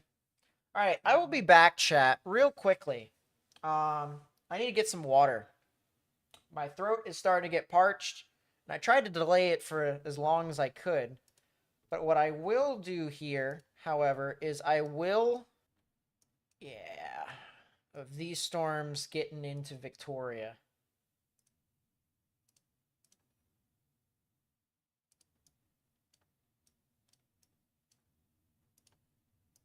So we'll play the loop up there, and then we also have our thunderstorm that we're looking at with our live camera. And then I'm going to quickly get my water, and then I will be back, chat. So give me a sec. Yeah, no problem, Lisa. Thank you for being around.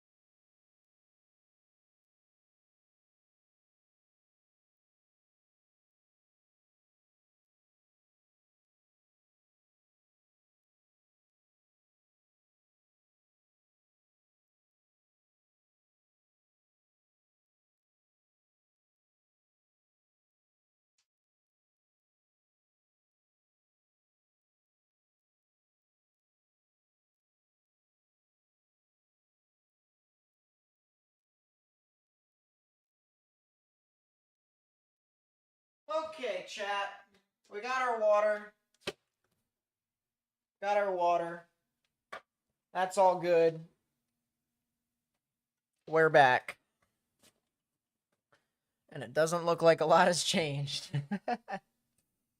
Guess that's the good news about it all, chat. About all these storms.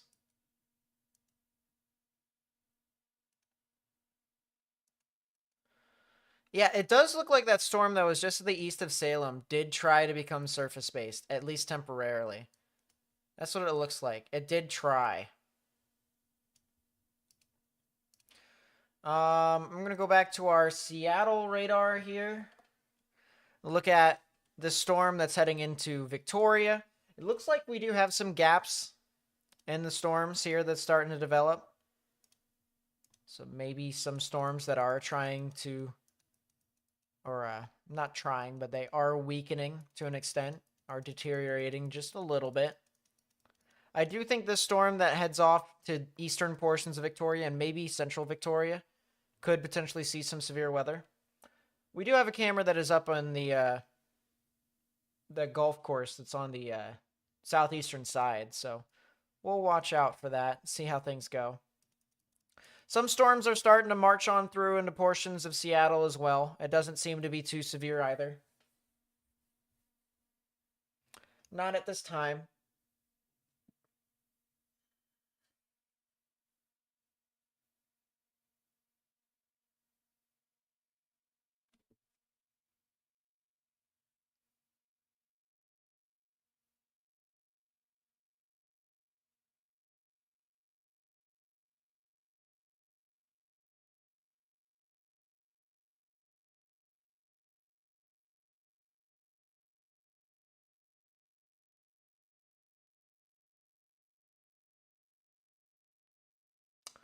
Sheesh.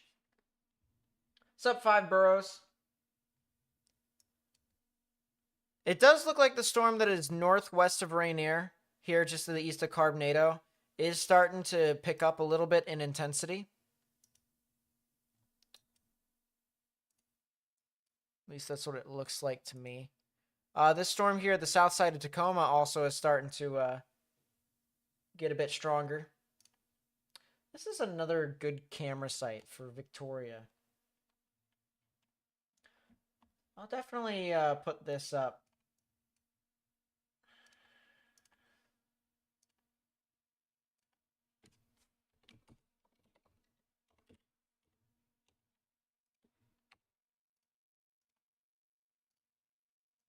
For later. How's Panama City Beach, Florida for Monday? It's hard to say, Josh. We're pretty far out, so we can't really say any specifics as to what specific area could see what. At least quite yet.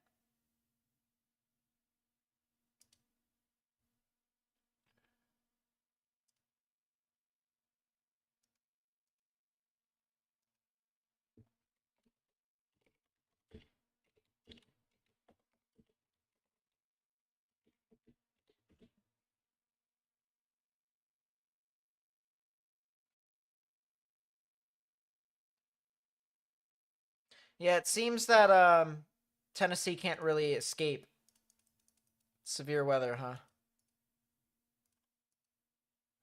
Man, is this a supercell that is near Tacoma? Is that what this is? Area web cameras. Seattle area, Washington coast, mountains.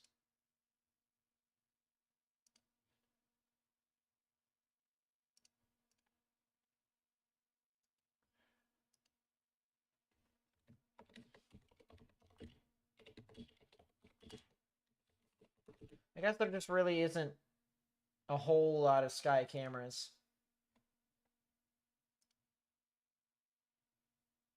Oh no, there is.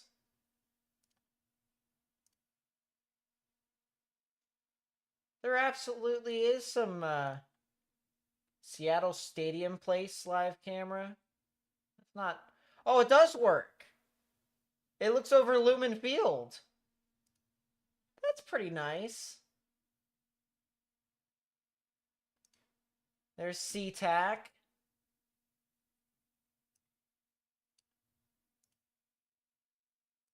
I'll have to put these cameras up. This is definitely something.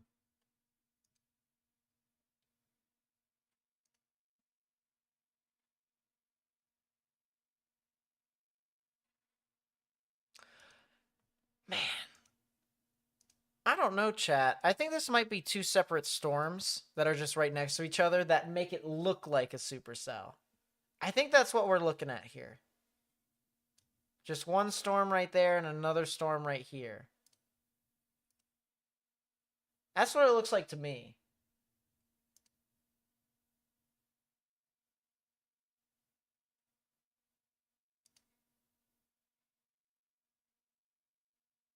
Oh yeah, I'm absolutely putting these cameras on the camera map whenever I can.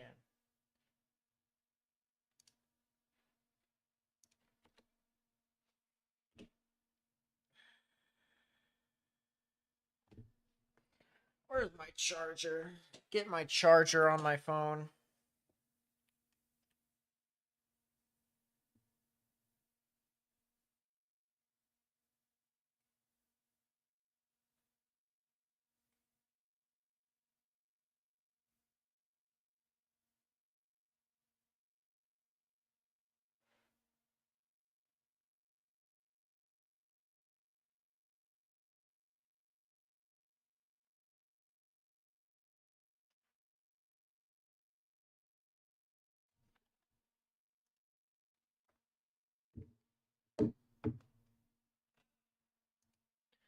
those would be the one or the two storms to watch right next to each other.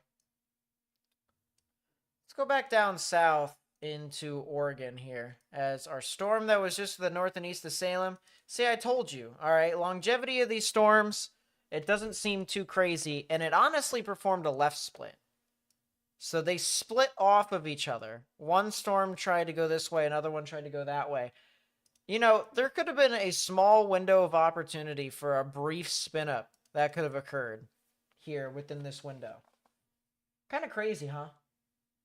What's the forecast for Denver, Colorado on Saturday? Saturday? I don't think it'd be too crazy.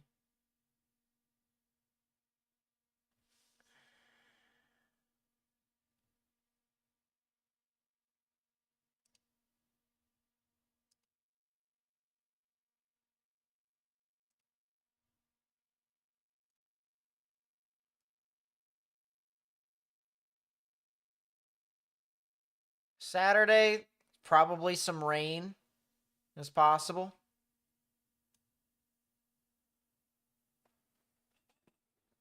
Vox or something on, your audio keeps breaking up.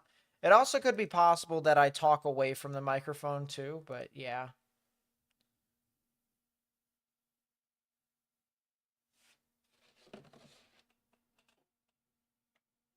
Let me turn that up a bit. Probably to like that. Now it might be too loud. Maybe. Maybe.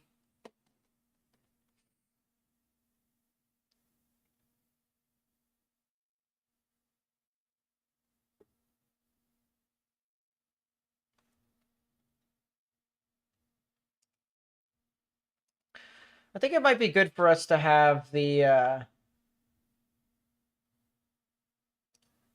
camera on in CTAC.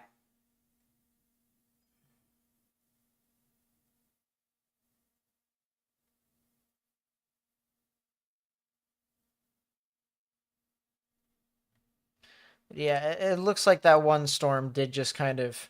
It was, strong. It tried to become a surface-based supercell, too. It tried to do it. And it had a little bit of rotation associated with it as well. It absolutely could have produced like a little bit of a wall cloud, maybe. But then, yeah. It was okay. Yeah, no problem, Rachel. Hopefully it's not hurting people's ears. Hopefully this is a decent volume. Hopefully it is.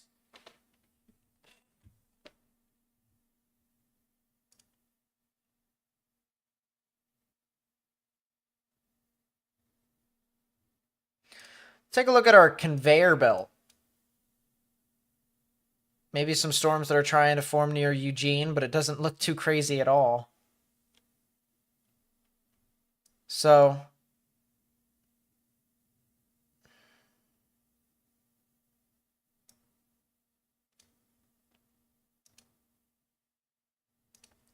yeah. Storms are starting to get really close to Victoria. Can I look at the forecast for Waynesboro, Tennessee? I will in a second.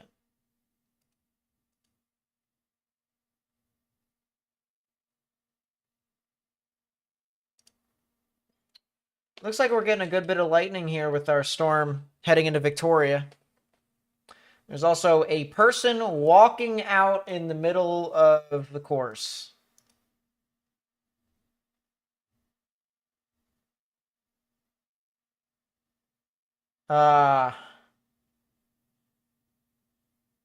I don't recommend doing this. Just wanted to, make sure. Get that thought across.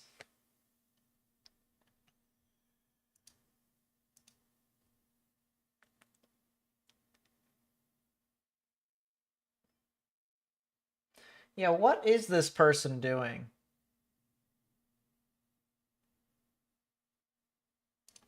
I have no idea.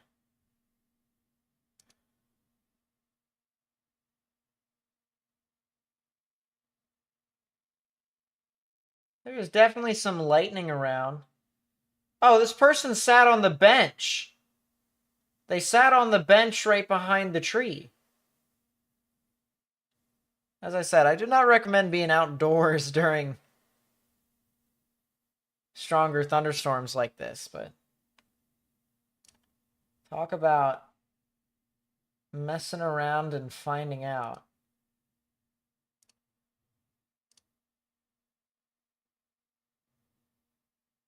Especially don't want to be near a tree during a thunderstorm.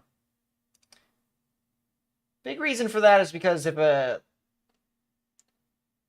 bit of lightning strikes this tree right here, let's say it strikes that tree, lightning goes through the tree, down into the ground, and then spreads out into all sorts of different directions. And it just so happens that you're on a wooden bench with metal supports. Do I need to say more?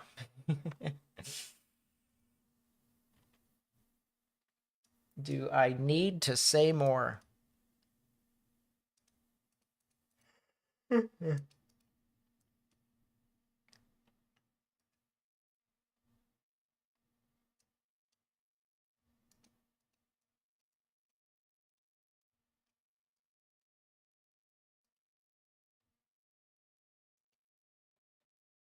It's a lot of birds in the middle of the fairway, too.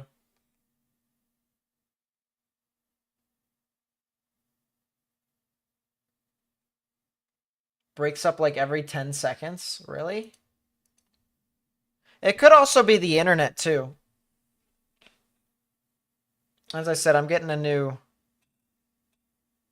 router.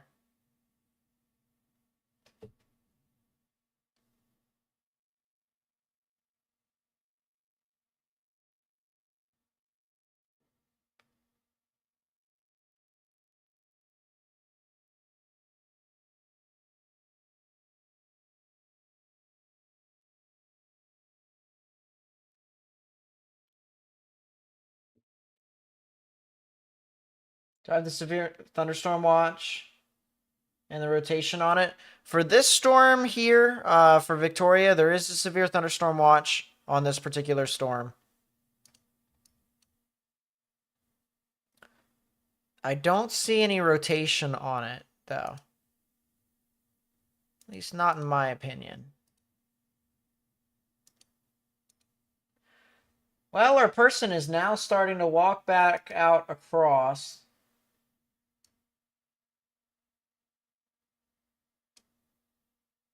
They are definitely going places.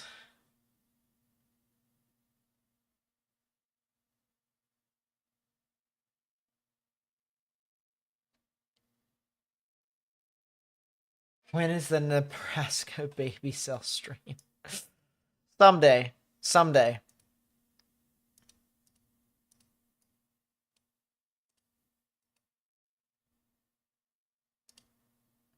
Tacoma had reports of pea-sized hail earlier.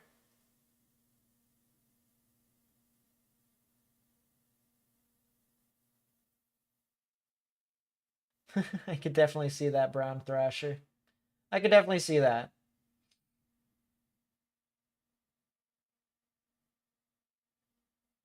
There are geese and ducks everywhere on the golf course.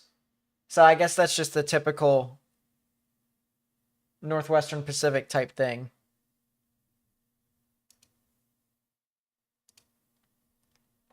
Storms are now starting to march its way inland into Victoria, or at least the eastern portions of Victoria. Meanwhile, the remnants of that storm that was over near Salem is starting to pick up just a little bit more, and it is heading at least along I-5 towards Portland. We do have just our little baby cell here.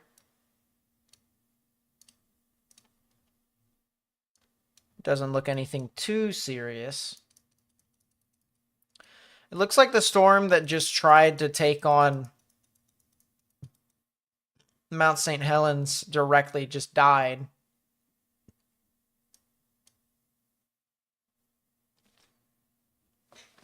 Probably not a good idea.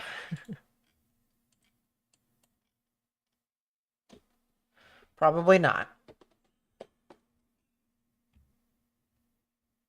Oh, when was the Nebraska baby cell stream? I don't know. Probably in 2020. Probably in 2020.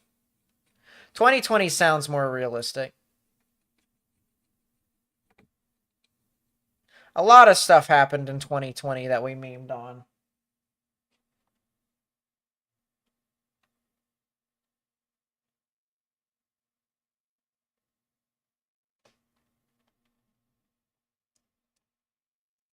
So what happens when the whole world goes indoors?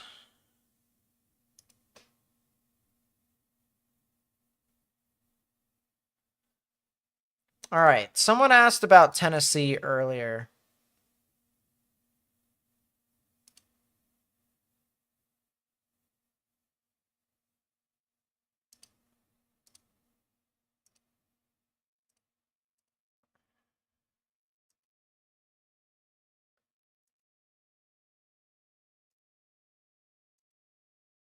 Or I think it was Saturday. Saturday, some scattered thunderstorms. Overnight stuff, it looks like, for Saturday. Sunday looks like the remnants. Yeah. Saturday, overnight stuff. Sunday, looks like could see some strong, severe weather that could just blow through the area. Monday, looks like some remnants. Multi thunderstorm day for you all over in Tennessee.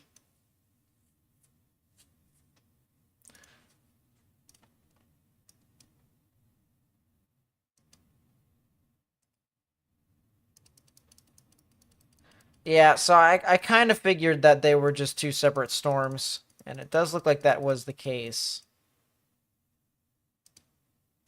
But I think the crazy part about it now, though, is if I actually go over to SeaTac,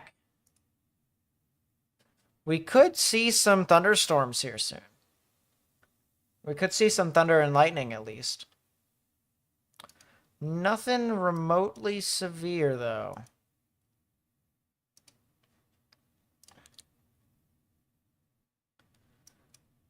You know, what's crazy about it all, chat, as the storm that is, or was northeast of, yeah, the storm that was northeast of Salem now just kind of veers in and out of existence, of course. It'll be really funny if throughout the entire event, even after our live stream, that there is not a single severe thunderstorm warning that gets issued here for the Northwestern Pacific. That would be pretty funny. But we are seeing some lightning. Very interesting thunderstorms here.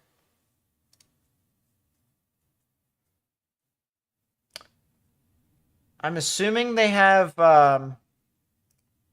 SeaTac grounded at the moment. I'm going to look at flight radar. See if that's the case.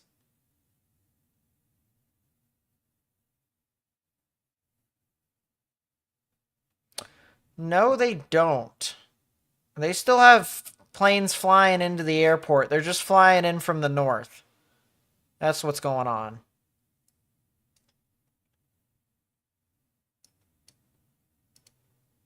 And it looks like all the planes that are trying to fly in, too. If they're flying from the south, they're actually going around the storms up to the north and then coming back in around. Which makes sense to me.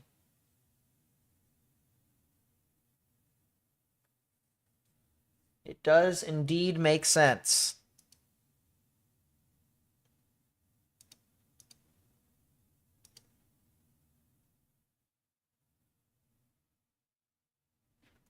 Whew. Some gnarly lightning.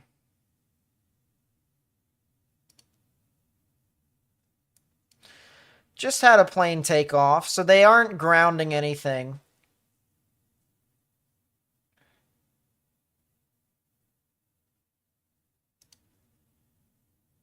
Interesting.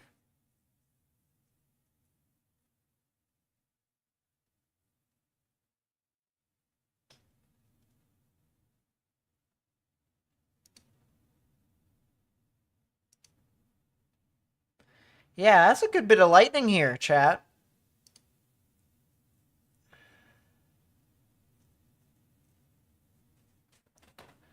Air Canada, Seattle to Vancouver.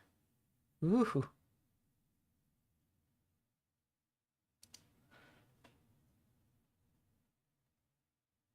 That's a private jet.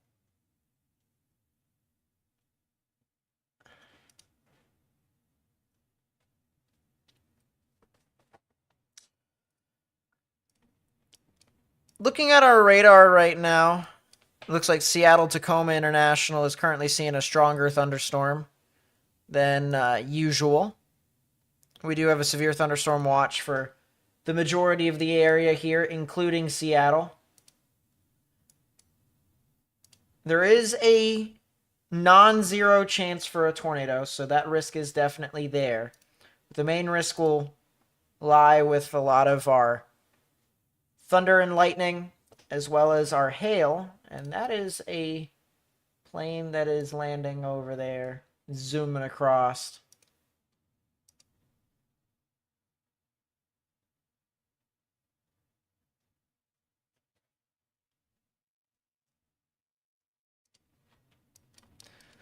Looks like our storms that went near Victoria have started to diminish. So that's good. Our folks over in Vancouver could probably expect to see something similar to that. A lot of these storms heading up into main portions of British Columbia. They'll probably start to deteriorate once they get over into the bay.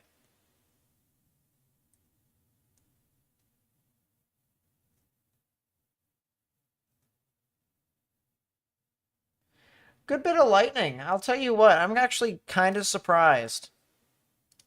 I'm kind of surprised with the amount of lightning here.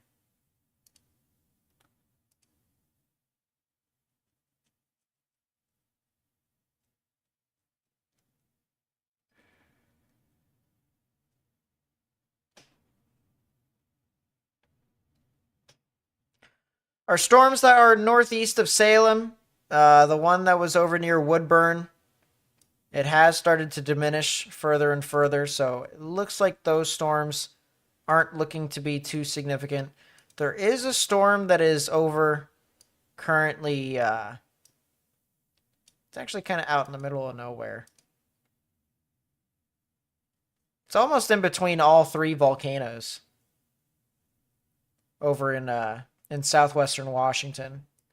It's getting there at least, but closest area that it could be impacting would likely be Randall and Packwood. So if you're over in those areas, I would definitely watch out for the potential of some thunderstorm activity. I'll tell you what, the conditions here at the airport have deteriorated. Holy goodness. Yeah, Seattle is definitely getting their fair share of thunderstorms. Right now, the south side is definitely getting it. You can see this flag here, too. It's hard to tell, but that flag is definitely whipping and whirling.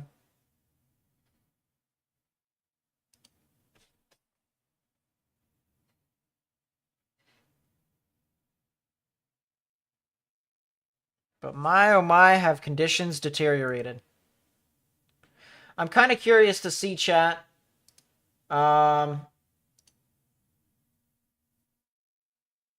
stadium. Yeah, out in the distance, we could potentially see some thunderstorms here.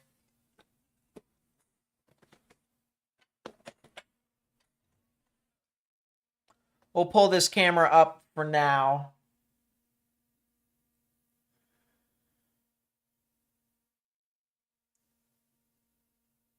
But those are some dark skies. I'll tell you what. Something you guys don't really see that often.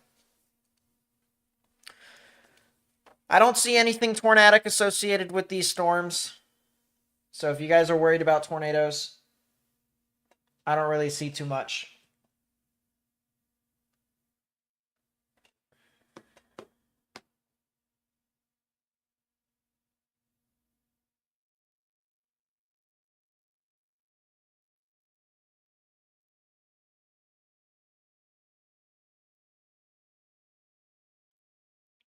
That's likely possible.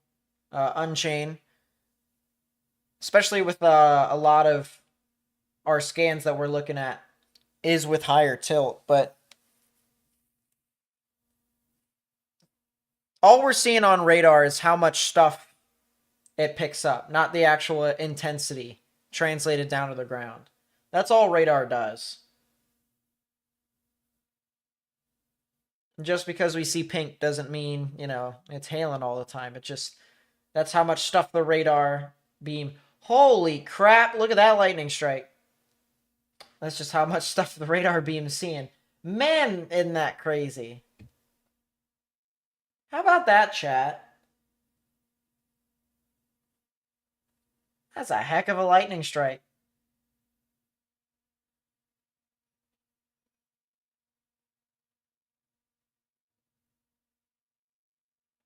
Yeah, so funny enough, when I went to Seattle as well, I went to go see a Mariners game. They played the Angels when Ohtani was still on the team. And the Mariners won, like 2-1. It was the same day as it was like a jersey giveaway day, but it wasn't really a jersey. It was like the shirt. And it was like the City Connect shirt. Anyways, no offense to T-Mobile Park, but I wasn't exactly impressed with the aesthetic. It was kind of plain.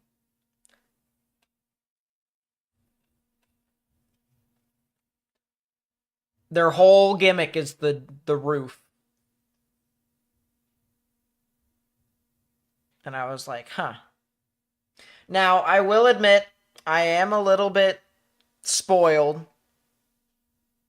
I've been to Baltimore Oriole games ever since I was a kid, so Camden Yards is pretty hard to, you know, really upstage, but I can have some appreciation for some stadiums and baseball parks and arenas.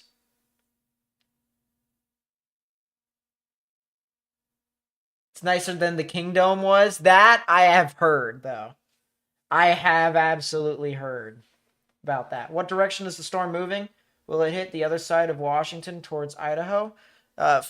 In this case, no. These storms are actually moving north. So they're moving parallel to I-5. So Idaho, they'll see some thunderstorms. That's another lightning strike. That's pretty cool. But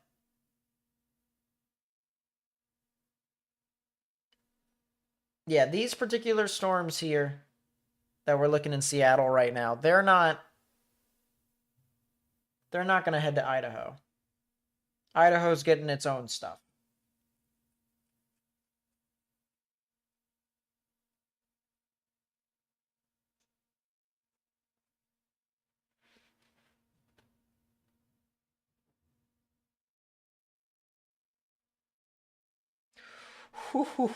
Man. I'll tell you what, chat. We definitely picked the right camera to watch. And by the way, chat, too, pay attention to the visibility. All right, so notice this landmass here. Full screen. So this landmass here, along with I-5, and then the rain in the background. So pay attention to the visibility, as well as the lightning, of course. See you very tired. Thanks for coming out tonight. That is another plane that is about to land at SeaTac.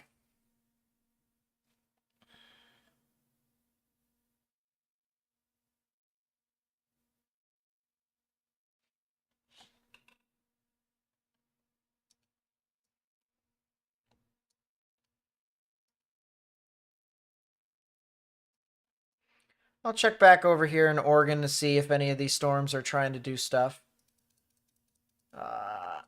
The answer is not really. The answer is not really. There's a storm that's east of Oak Ridge that's trying to pop up, but overall the answer is not really.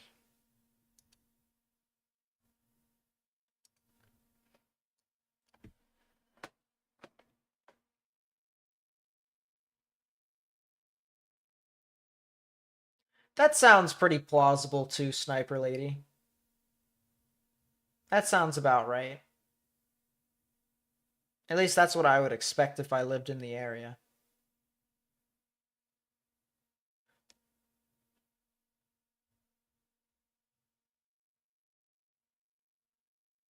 Now, how crazy is that?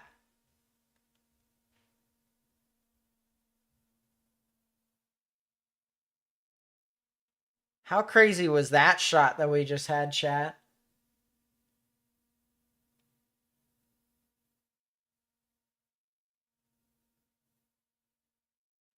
How about that lightning strike?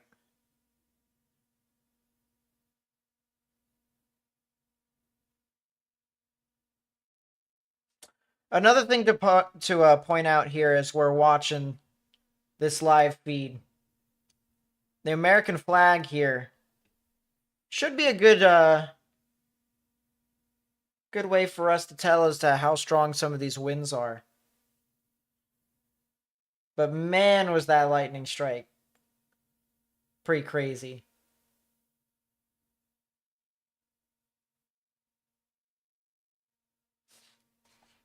Any potential in Noomclaw? Let me see if I can figure that out.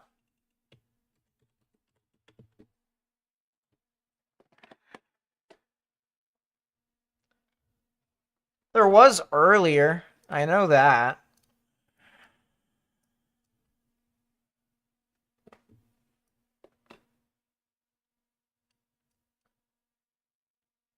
Right now, not as much.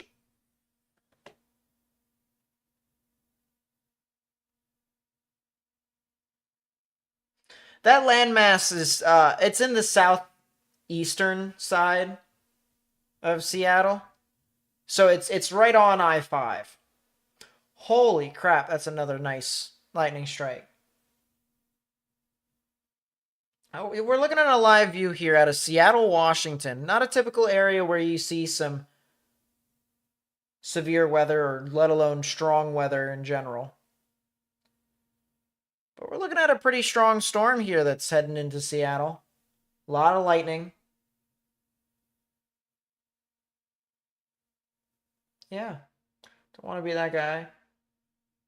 But it's EF or F depending upon when these waterspouts happen. That's true. Technically, that's true. Well, it's EF in both Canada and the US. They don't do the Vegeta scale anymore.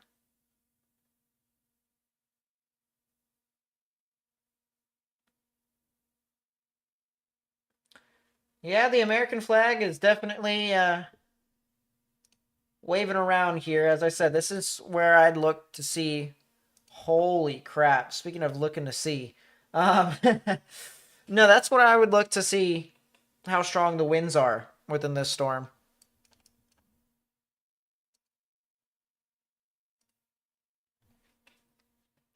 We're definitely seeing some activity here. As I gotta refresh the camera.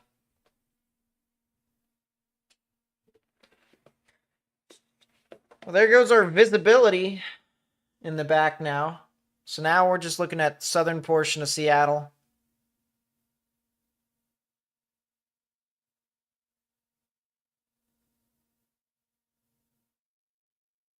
I kind of wonder if we're going to be able to see a lightning strike that's even closer. Can you imagine if a lightning strike got on to like the stadiums?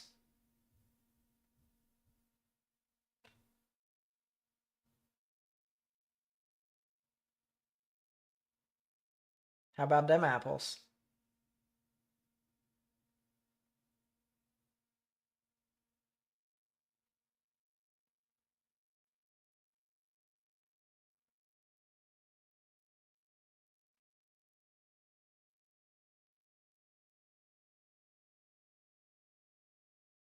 Live nowhere near the West Coast. It's nice seeing someone doing a live stream for an area that no one ever does. Yeah, and the funny part about that, Judy, is we actually did a live stream, not specifically for Seattle or Portland, but we did one for Washington State and Oregon in 2020. Is that a 3 out of 5 on the severe weather scale over there?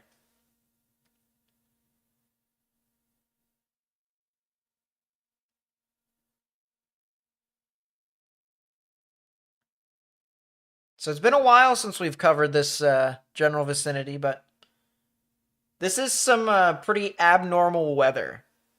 And even though it's just a 2 out of 5 on the severe weather scale, and this is a severe thunderstorm watch, and they dropped the 5% chance for tornadoes. I mean, this is pretty abnormal. So, just felt it would be nice to just cover an area that doesn't really get a whole lot of coverage. Plus, I kind of like the, I really do like the Pacific Northwest.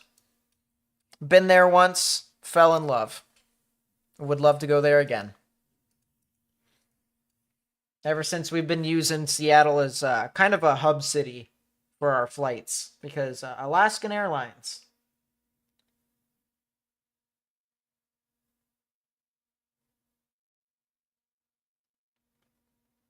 Yeah, no problem, underdog.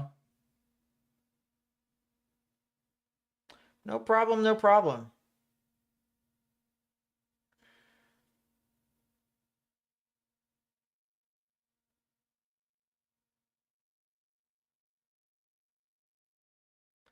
Well, I don't think the wind is as significant.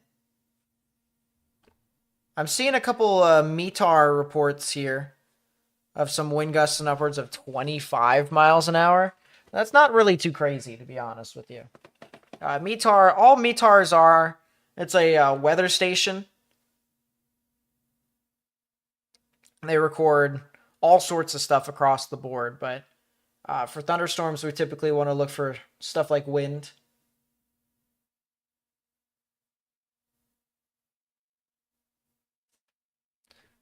I didn't really see a whole lot of crazy stuff.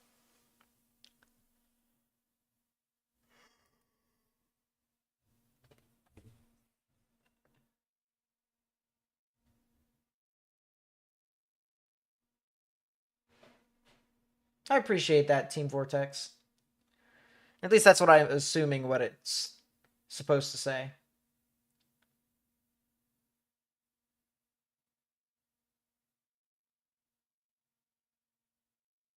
I'm assuming that's what your name is. If I assume wrong, then ouch. You'll have to correct me. Add that to the list of things that I butcher. Town names, county names, people's names.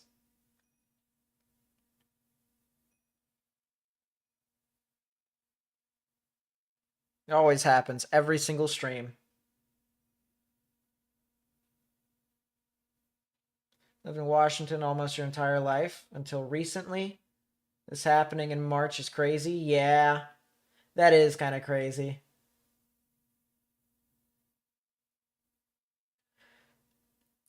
Yeah, for reference, as I mentioned earlier, the stream that I talked about that we had in 2020, that was in May.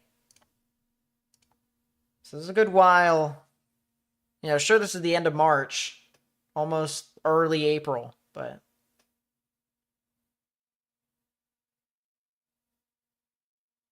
I mean, still. Thank you, Judy. Appreciate that.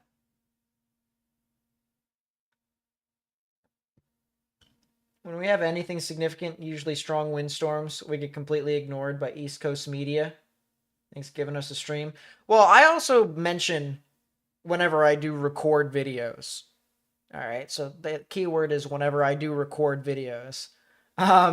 Or key phrase, I should say. It's more than one word, Nathan. But I do try to mention atmospheric rivers a lot. I try to. I know how important and how impactful atmospheric rivers are to the Pacific Northwest. And so whenever I can, whenever I do see them, I try to call them out in advance, similar to any sort of severe system that I notice. So,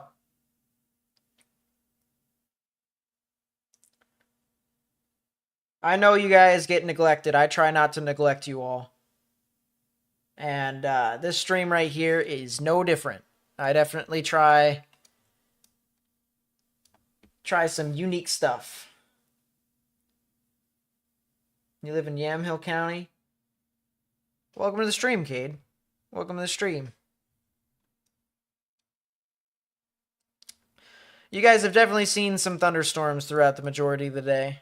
Or at least some showers at the very minimum.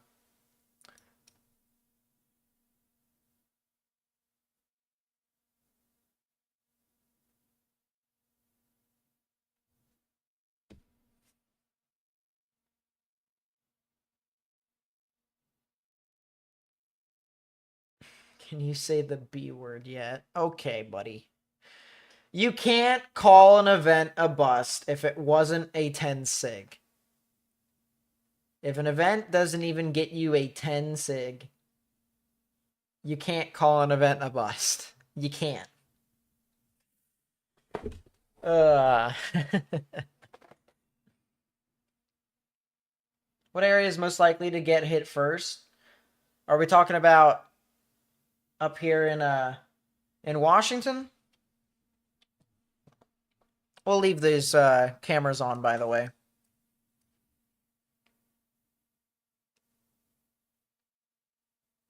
If we're talking about where severe weather could potentially exist, or really just any significant weather, it'd be along the coastline. Coastline is typically a breeding ground for winds to come from the ocean on shore.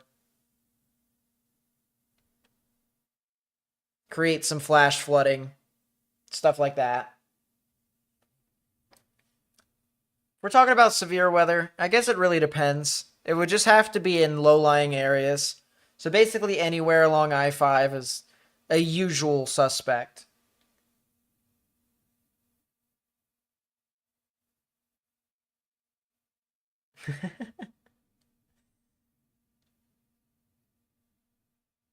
So it's just Team VRTX. Gotcha.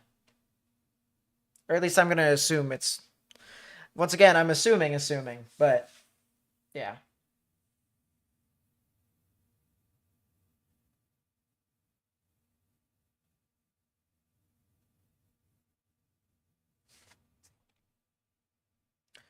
Looks like Olympia is definitely getting their fair share of weather as well.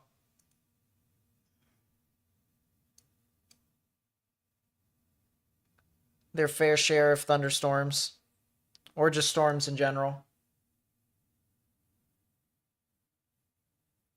Now would be a great time for us to look at the sky camera of the Space Needle. I'm not going to lie.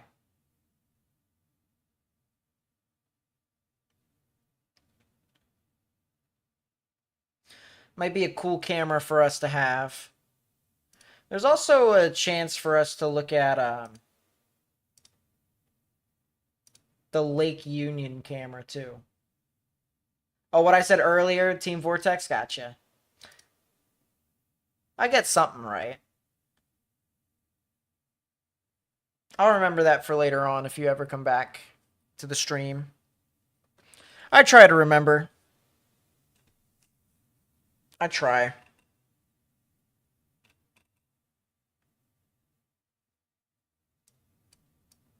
I don't see a whole lot of storms over near Mount St. Helens at the moment.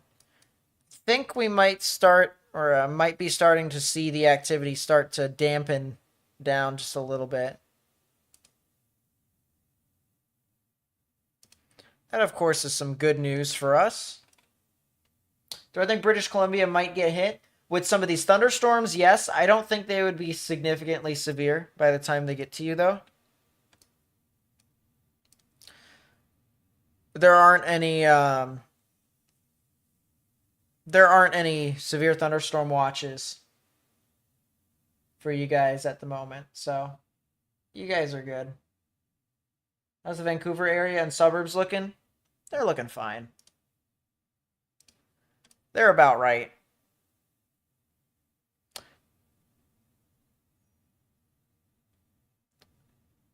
Snoqualmie Pass, though, there is an interesting thunderstorm here. It is definitely stronger than most here in this area. I'll tell you what.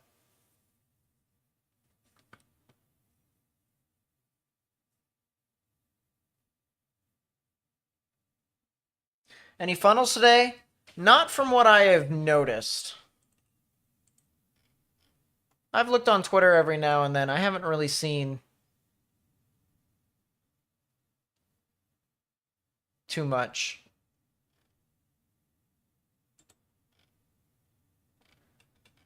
If there was going to be a funnel, it would have been near Salem earlier. But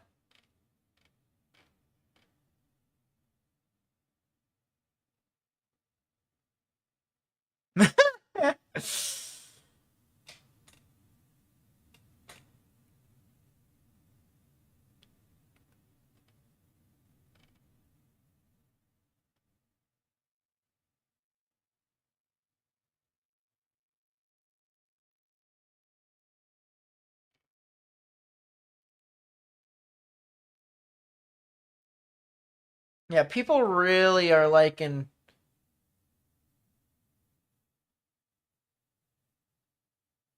the thought of calling this event a bust. As I said, if you don't have a 10 sig,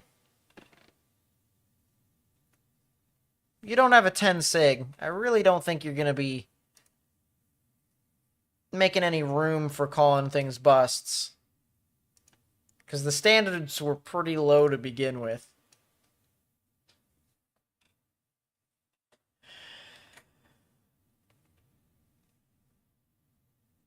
Plane was struck by lightning? Really? See, that's the reason why I was thinking earlier. I was like, why are they still allowing planes to fly into SeaTac right now? But oh well. It's hailing in Vancouver? Really? I was going to say, the storms aren't exactly quite there yet. So I don't know how it would be hailing. But that's... Oh, Vancouver Island, more than likely. Which that would make sense. Yeah. That's pretty cool, Cade.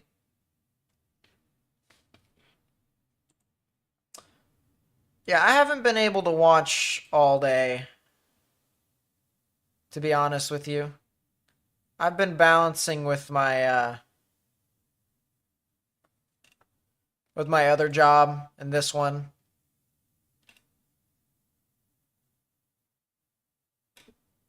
Be nice if there was a small photogenic tornado, though unlikely. Its best shot to do that would have had to have been a water spout. Or if it was back down in Oregon. But once again, there's not really... Yeah, there's like no storms over there. There's like nothing. There is like nothing. Remember August 9th, 23? It's the greatest 10 sig bust of all time. That's probably the reason why I don't remember it. Because it was a bust.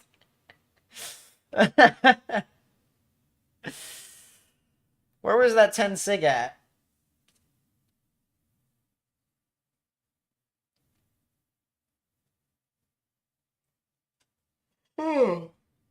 Sup, Exodoi.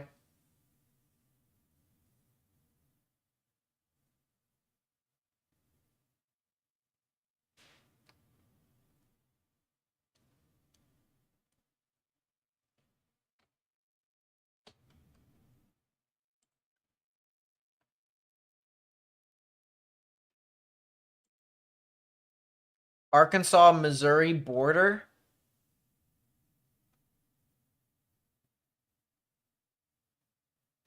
I... Yeah. There might be one small area that I'm thinking about, but I can't remember it too well.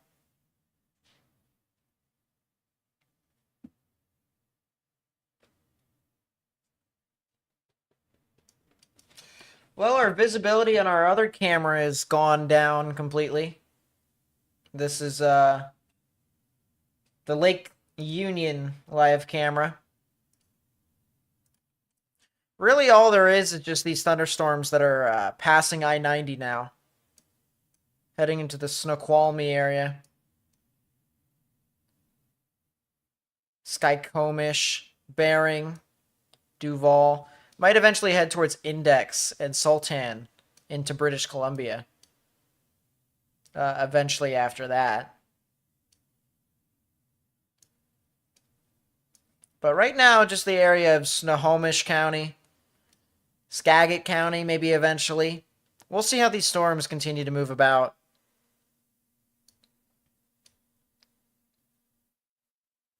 But I definitely like the idea of Monroe, Sultan, Gold Bar, Index, and Barring. I like the idea of you guys getting some stuff here.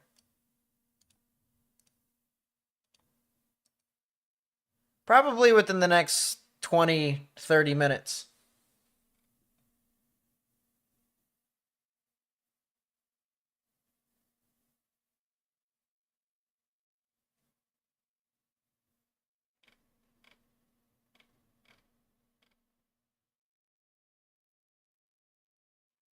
Now how you say Skagit.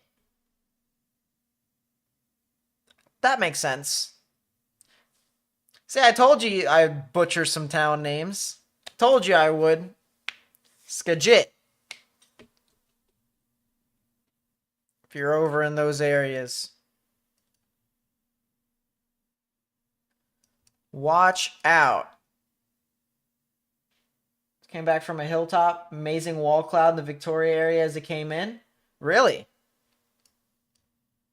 Yeah, I don't doubt it. Either that or a shelf cloud. Either that, it still looked.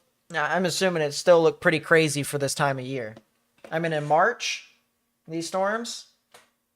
Yeah. Sultan. Yeah, that makes sense. Sultan.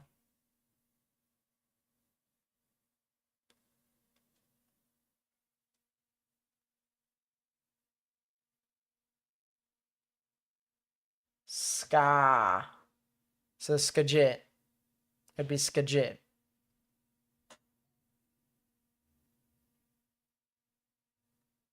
It's almost kind of like it's one word with no, like no multiple syllables. It's like one syllable.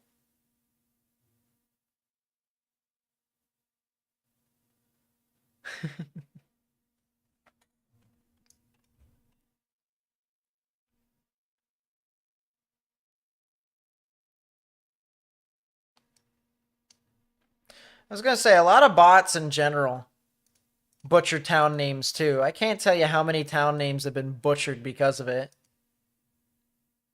So it goes all over the place, really.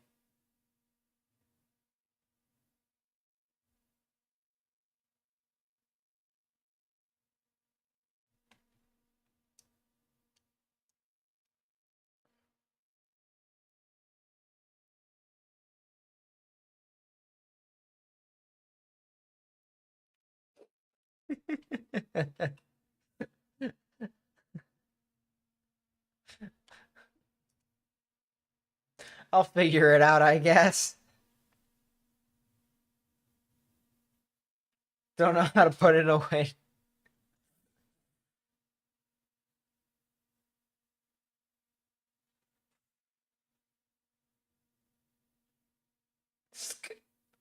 Jit.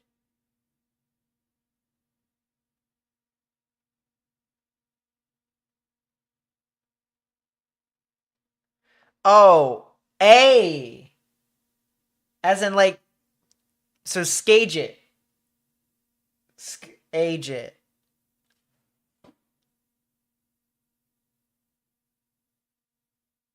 Or the apple. So Skagit. No, it's Skagit. Okay, so it's like ska, almost like kind of like sky. Ska. You go ah as an apple. Some people go ah. Some people go ah. So is it almost like an O when you pronounce it? Like a Boston accent almost? A New England accent from Boston, you know?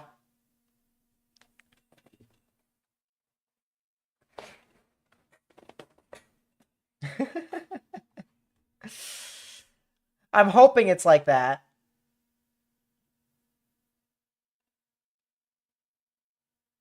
I don't know. I'm about to flip the table.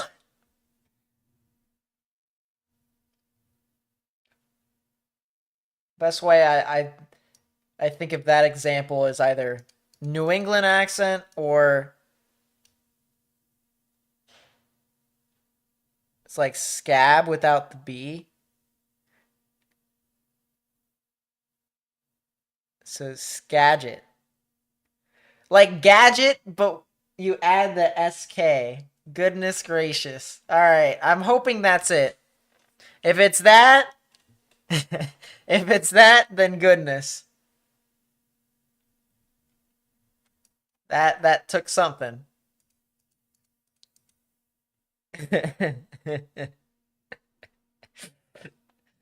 I just ran around in circles, chat. That is the typical Nate Snyder live stream. Well, speaking of the typical Nate Snyder live stream, we also have rotation.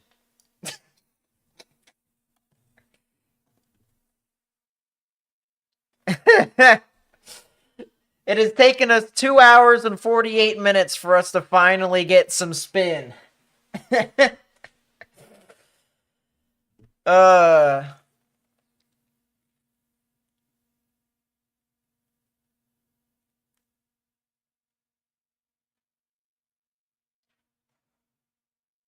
Goodness.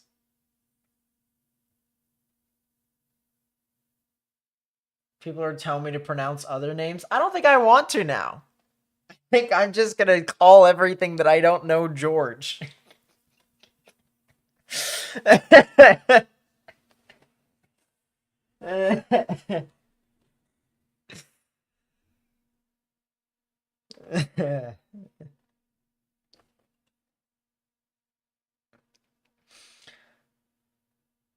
Figuring out slowly but surely. But yeah, there is a little bit of rotation. A little bit of rotation here north of, I believe this is Snoqualmie Pass.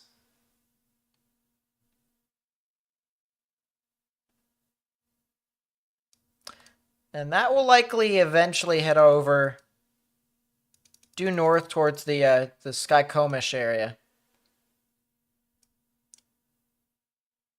George, Bob, Ken, Jeffrey, Gregory, Jerry. But yeah, we finally have a supercell here, chat. We finally have some rotation, so we can't say it is a. We can't say it's a bust. Apparently, it's got rotation. It's got something here, chat, and it's been pretty consistent over the past few frames. So it definitely is something.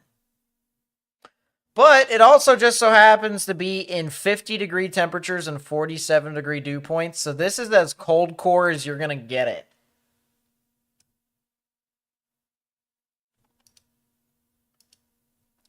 This is a cold core supercell over the mountains. Or at least some parts of the higher elevation. The good news about this, though, I don't think a whole lot of people live in this area. If anything, a lot of people live over along Highway 2. US Highway 2.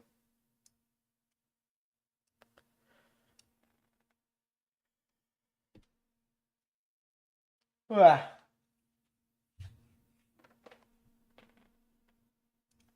We'll stay on for a little bit longer. When this storm starts to kind of deteriorate, chat, that's when we'll head off for the night. I'll go to bed.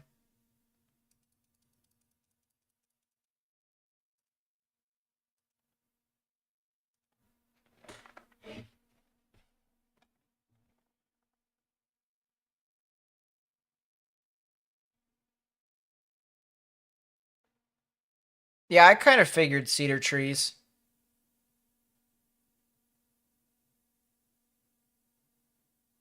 There is a George Washington. That's pretty convenient. I'm not gonna lie.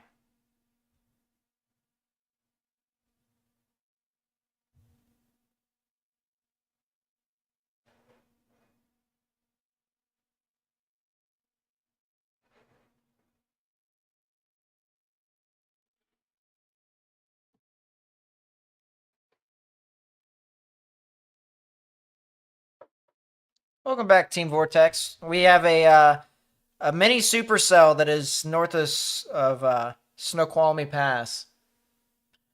The Gorge at George. What?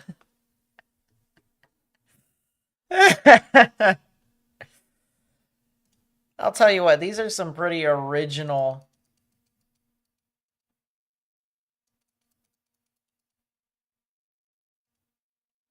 names.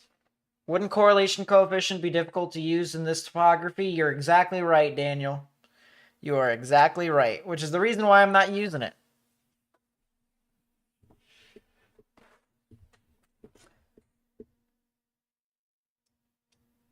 Yeah, this is some good bit of hail, too. About penny-sized hail. Yeah, no problem, Chai. No problem, Chai Kai. We're working on it. We're doing stuff. Hopefully, by the next time we come back here in 5 years, which is apparently how long it takes for us to get a severe weather event like this. Hopefully, we'll be better with our names. Oh boy. 5 years from now, it'll be my 11th year anniversary. Wow. Kind of crazy, chat. I'm not gonna lie.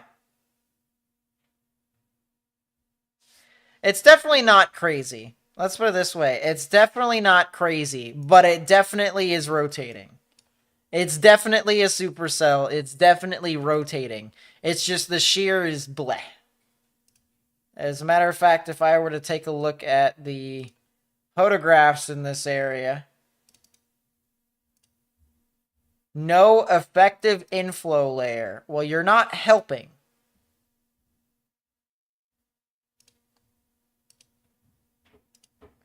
I really am going to have to take a sounding from the HRRR, aren't I?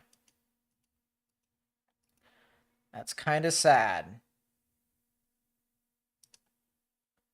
But I'll do it. Want a kiss name? I'll take one from my girl, and that's it. It is what? 3Z, so it's around this time here. I mean, that photograph is as abysmal as you're gonna get it. But it still is spinning somehow. Probably because of... It's probably topography induced. It's probably topography induced.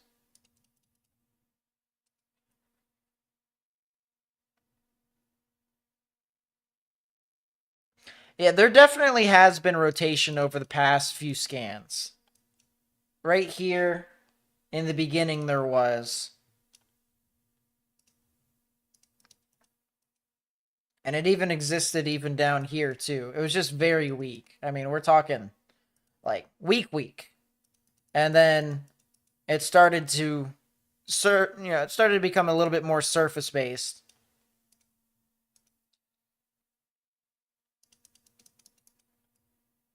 And then now it's here. So it's definitely a bit more elevated, but if you look aloft at 1.3 tilt, it's definitely rotating. It's definitely there. But I'm not sure if anyone's going to be seeing anything. I kind of doubt it. Maybe the people who might be camping out here in the middle of nowhere. I don't know. Maybe. Maybe, maybe. It looks like, though, aloft things have gotten a bit weaker with this storm. I'll take a slice through and see what this thing is trying to do. It looks like we're going to have to do something like that.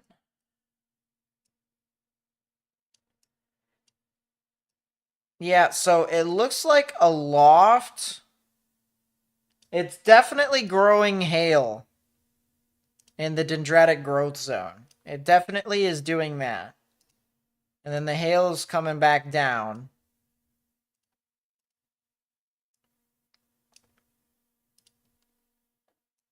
There is definitely hail.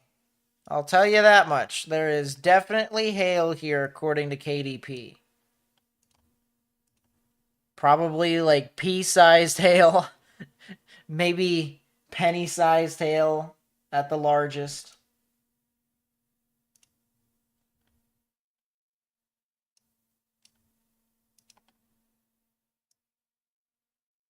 How about them apples, chat? Look at this. This is an actual mesocyclone.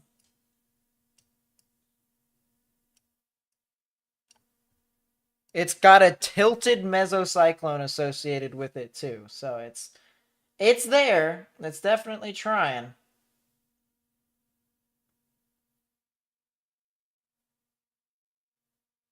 Oh, I know, underdog. It'd be crazy all over the place if that was the case. What's up, Daniel? Welcome to the stream.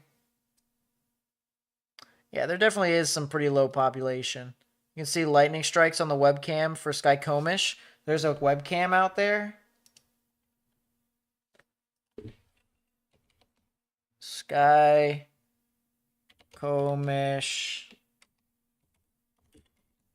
Sky camera. Oh, from Virtual Railfan. Yeah, there is. There's a good bit of lightning there.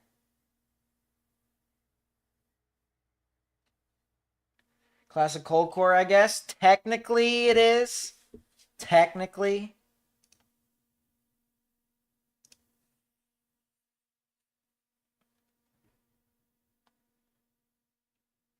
Yeah, we'll go back to this.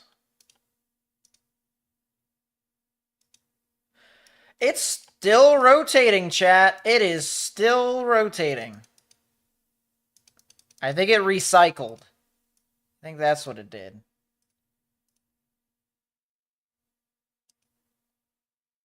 You can definitely see the reds or the winds moving away, the greens and grays moving towards. So right about there is where I would watch. Right in the inflow notch. So that's pretty typical. That is pretty accurate. Are there any storms here in Oregon? One little pop-up that's not really doing a whole lot. Some showers and thunderstorms. What about down south here on our conveyor belt? Honestly, doesn't look too crazy. Yeah, it really isn't. So it's just this one storm that is well off to the east of Seattle here, approaching the Skycomish areas. Weather in Portland has been a bust. Yeah, I would say to an extent it's close, but I honestly don't use busts as a word for events that are below a 10 sig style event.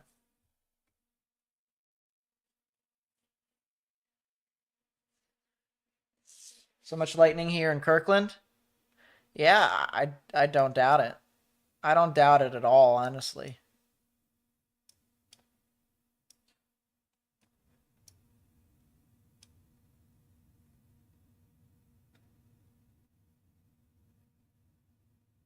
Seems legit, Connor. Sounds about right.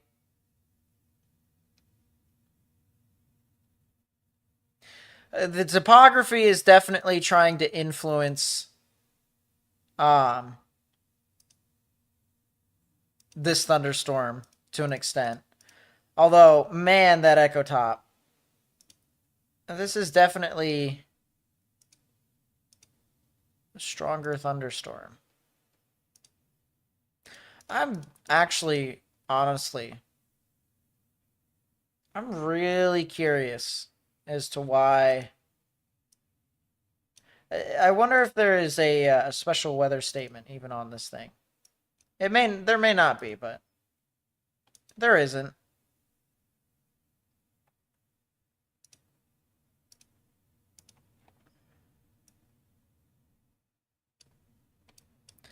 I was thinking, could even issue a special weather statement on this thing. Just because.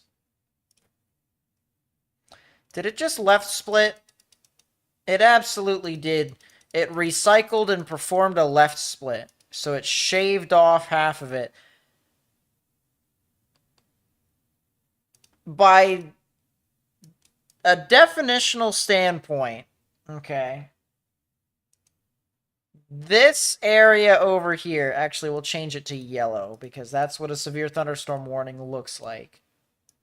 This area right here should get a severe thunderstorm warning by definition because the left split storm always produced significant hail.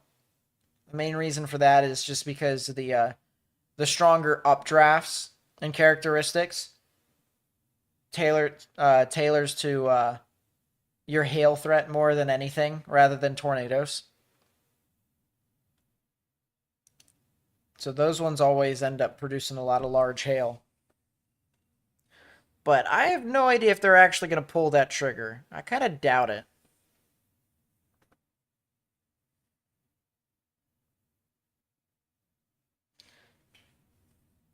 Is there a tornado in Tacoma? At the moment, there is not. I don't think there will be for the rest of the night, to be honest with you. There'll be a lot of wind tomorrow, though. Specifically for areas down in Oregon.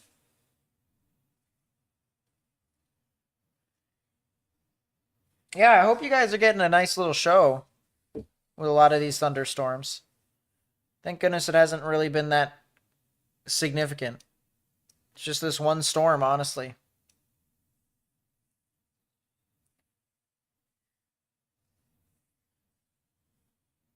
I don't know, Connor. It's been a hot minute since they've had their thunderstorms.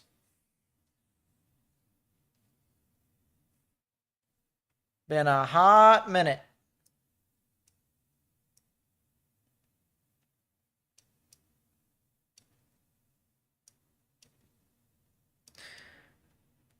Yeah, as I continue to talk about these areas more and more, I am constantly reminded about my trip that I took to Seattle and how much I loved it. I know I keep talking about how amazing it was, but I mean, it truly was cool to go visit. And I definitely would go to Seattle again. I would probably go for like 3 or 4 days, though. Last time I went for like a week and a half. It was a trip from Seattle. We stayed in Seattle for a good while. And then we took one day all the way down to Cannon Beach, Oregon, because we wanted to see where Goonies was. So we went to like Astoria and down there. And then we went up to like Vancouver for like a couple of days. Actually, we went more to Whistler for a couple of days while passing by Vancouver.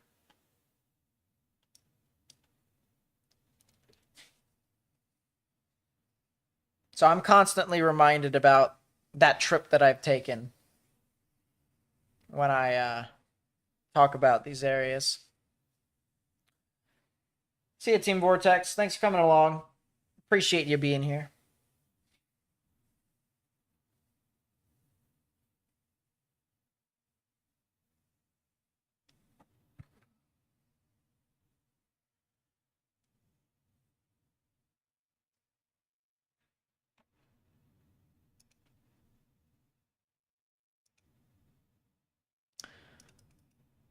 I wonder if the storm is starting to gust out, heading into Skycomish.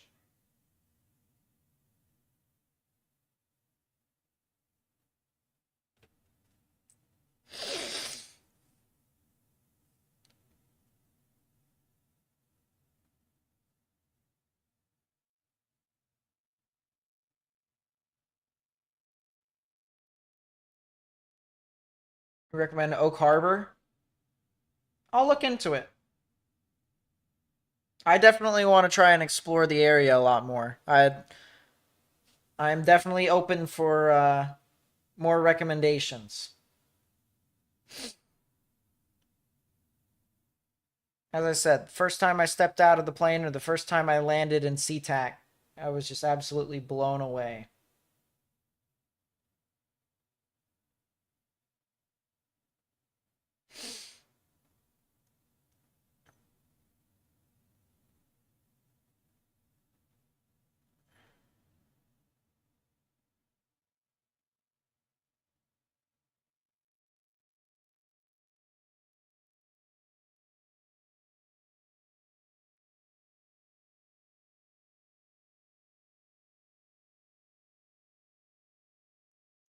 Honestly, I'm not that type of a person that takes in scenery all too much. I've been to a bunch of places. I think I might just be a sucker for mountains. I think I just might be a sucker for mountains.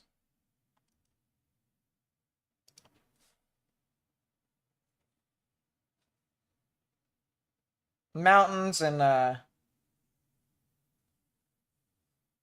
temperate climates.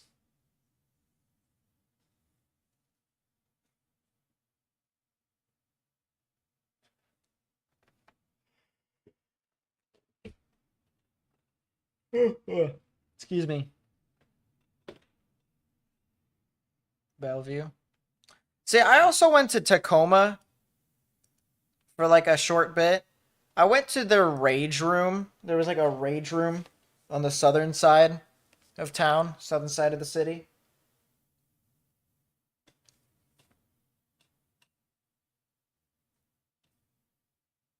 It was like only for a little bit.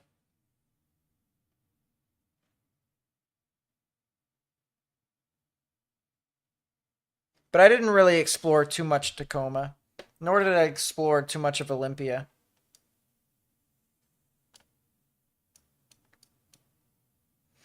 Next update should be coming in here soon, hypothetically.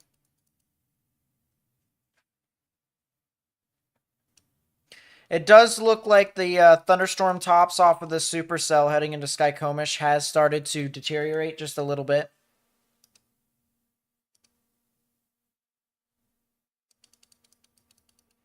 It absolutely did start to deteriorate. This storm is definitely on a weakening trend. Came in and this dude was like 2 inches off from zooming in on his ass. Sorry, Rogue Jones. I was just thinking about my trip that I took in Seattle in 2022-ish. Remember, Nate, it's the mountain, never rain air. If it's sunny, you're legally obligated to say the mountain's out. All right, all right. Next time I go there, I'll say that. I've always called it by its name, not by the mountain.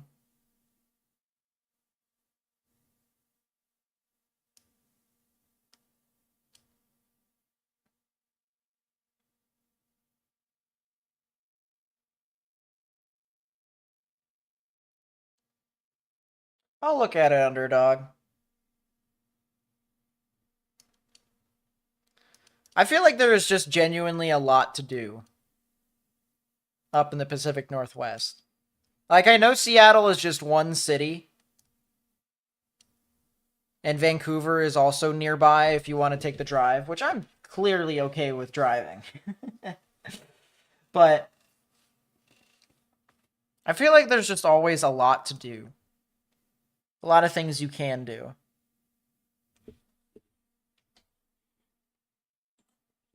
I've always wanted to honestly consider living in the Pacific Northwest, but I honestly don't think I see myself doing so until I get settled. Like, I would need to have like a family, and it's also pretty expensive.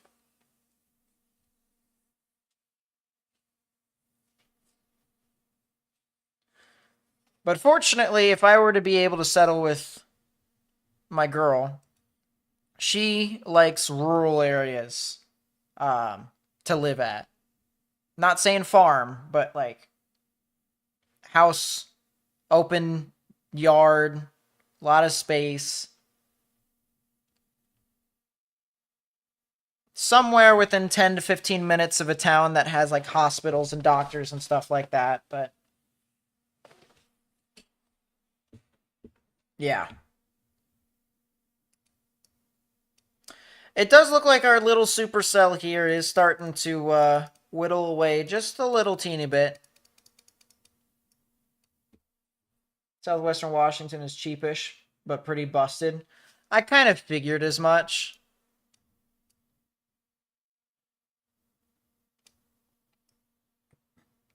Come to Spencer, Tennessee.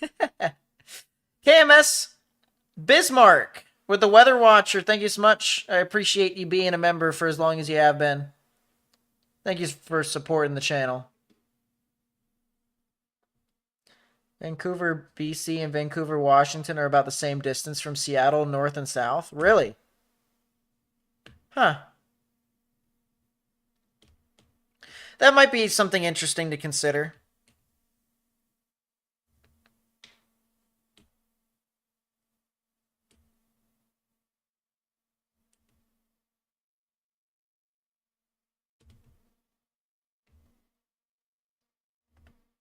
I guess I'll just have to, you know, see what my options are whenever it does come about. Can I tell what the wind speeds are? So looking up at about 5,000 feet, which is a little bit below a mile. My best guesstimate here right now is that some of the winds in this storm is about 20 to 30 miles per hour as a sustained wind. Probably 20 miles per hour as a sustained wind. Maybe gusts up to 30. That's really it. You start going east of the Cascades, it's pretty out there. Well, that's basically kind of like the prairie version of Washington, isn't it?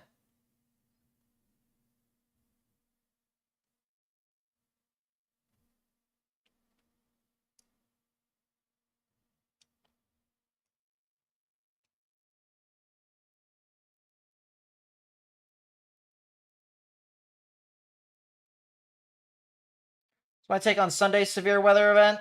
Honestly, the funny part about Sunday, I'm going to be honest with you, it's all over the place.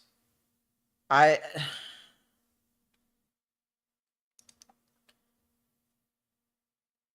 People thought there would be severe weather on Saturday, and then there wasn't. And that's mainly because a lot of people just use the GFS the entire time. Realistically speaking, all right, I do think there will be some form of severe weather on Sunday. It just may not be as crazy. Enhanced risk. Enhanced risk of severe weather is what I see. Anything more than that, you might be getting a little crazy. But once again, models change, so we never know. But right now, I just see enhanced risk. We could potentially be talking about maybe a moderate if it's in eastern Oklahoma. But I mean, I don't want to say anything moderate. I don't want to say anything, definitely not anything high. Enhanced risk is as easy of a choice as I could make. And the only reason it goes slight risk is if everything is capped. So, Sunday you are leaving? That's fair. I'll probably be live on Sunday or Monday anyways, because I want to make sure that people get informed about these storms, even if they're strong, or regardless if they are strong or not. But okay, cedar trees, I'll look at that. See, you guys have given me a lot of ideas to look back through in chat. I'll probably have a nice little list here. Highly recommend summer. Could fit within my price range. But that's we're talking like a good while from now. A good while. Next, what's the forecast for Baltimore's next Monday for the Orioles home opener? There's a good chance you guys can see some storms. Although I'll be watching the game, whether I'm streaming live or I'm just sitting on the couch. I'll be watching it.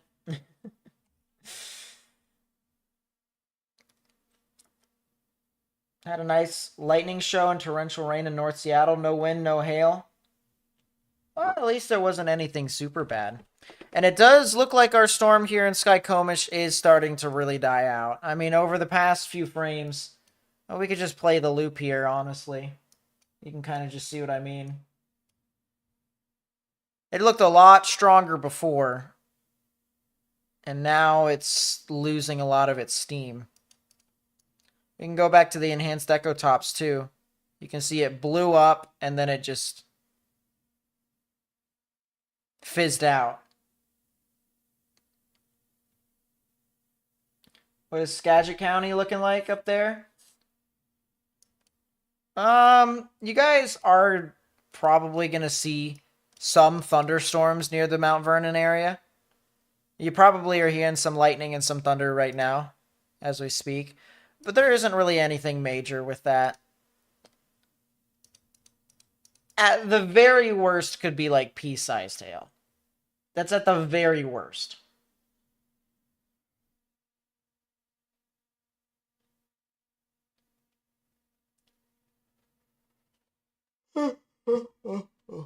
Unifor came through the town of Cookeville. Yeah, Cookeville did that night definitely was crazy. I'll tell you what, Cookeville was woof. Middle of the night style storm.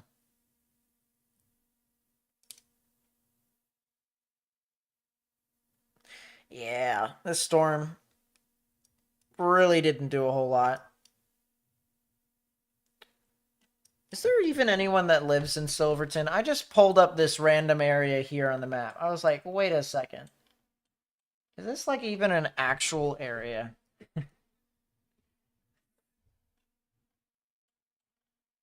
Yes. There's like 10 houses.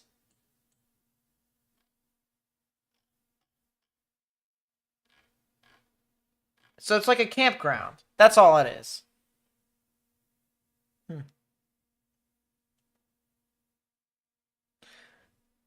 Yeah, it's just I found this random place over here and I saw like no houses. I was like, do people even live over here? Like I could tell people live in Verlot. I could tell people live in Granite Falls. But Silverton? I don't know. It looked more like a campsite. There was a town, but it was abandoned. That probably sounds about right. Let's see if Google Maps has an answer. Silverton is an unincorporated community. So basically, it's not. Okay.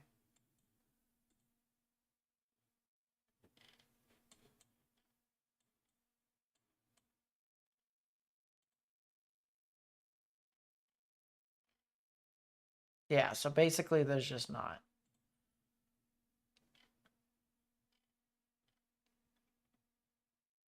It's a camping place. It's definitely just a campground.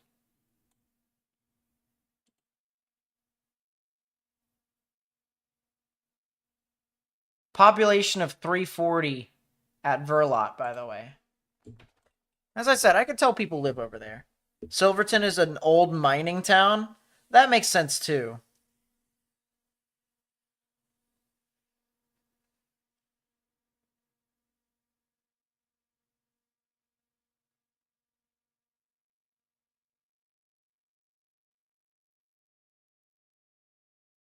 Oh, trust me, I don't. Over here on the East Coast, Specifically where I live, we don't count cities. Like, you're not in a city unless if you're above, like, say, I don't know, 10,000, 20,000 people. If you're less than that, you're pretty much a town. At least within city limits.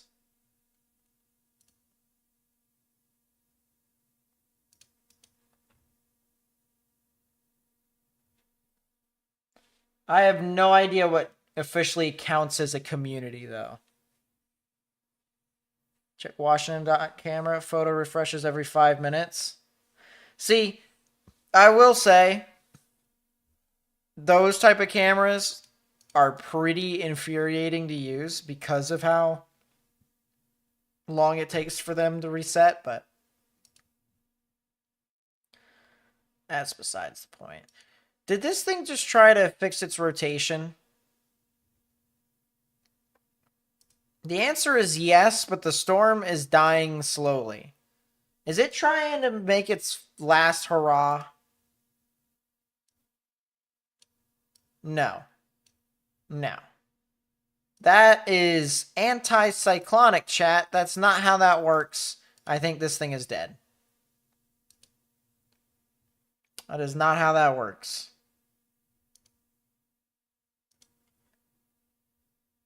Second round of rain/storm setting into Seattle right now. Yep, they're definitely getting something.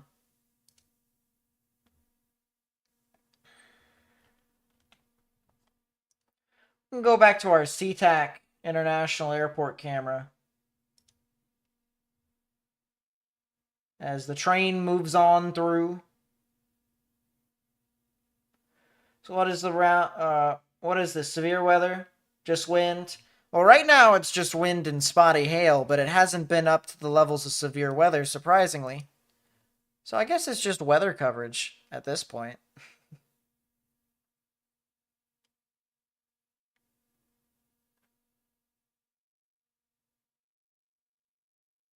Like Vader. Oof. That is pretty tough.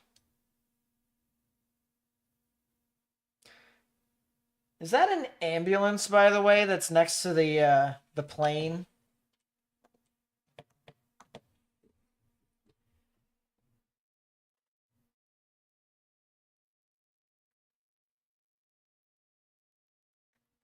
Plane's getting a nice pushback here, though.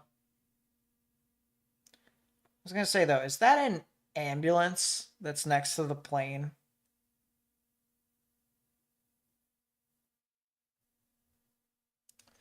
Also, this flag is whipping. You can barely tell it's actually a flag because of how flat the flag is. You probably got about 15-mile-an-hour winds. That is a plane. That thing is gliding and coasting.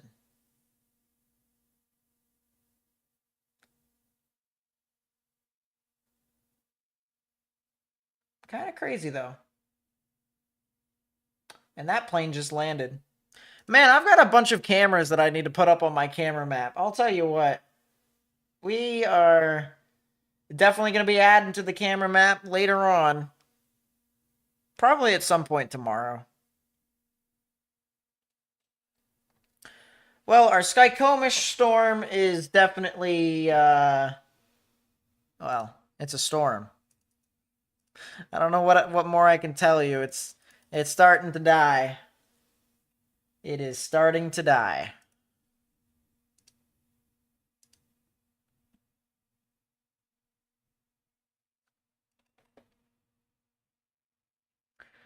All right, chat. I think we're getting pretty close to the end of the stream here, now that these storms are really dying out.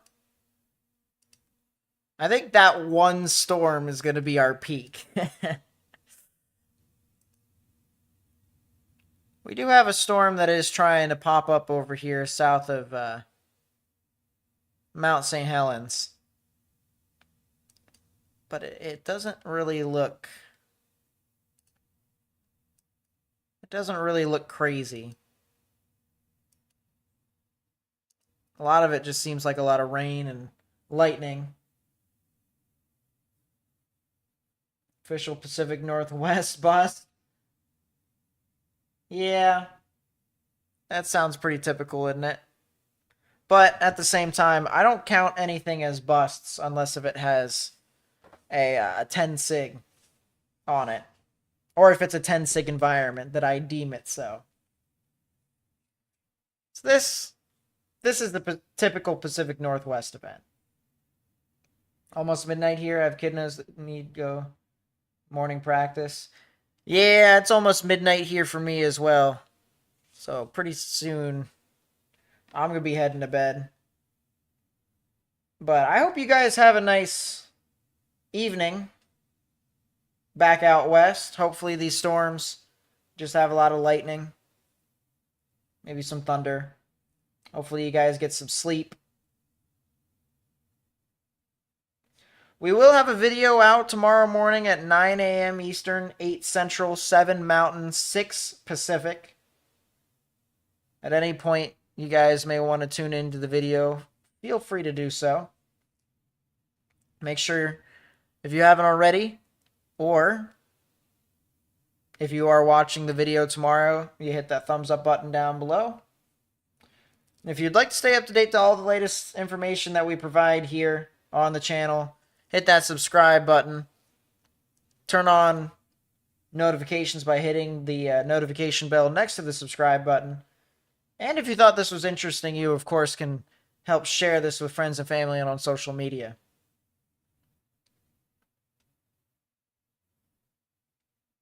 But yeah, a lot of the storms have already passed through the Pacific Northwest. Really, the only storm that I see that is interesting is this one here near Skycomish. That is it. And even then, this storm is kind of just dying out slowly but surely. It looked a lot stronger earlier when it was over near the Snoqualmie Pass area along I-90. That was back close to when it was producing penny-sized hail. Now it's just pea-sized hail.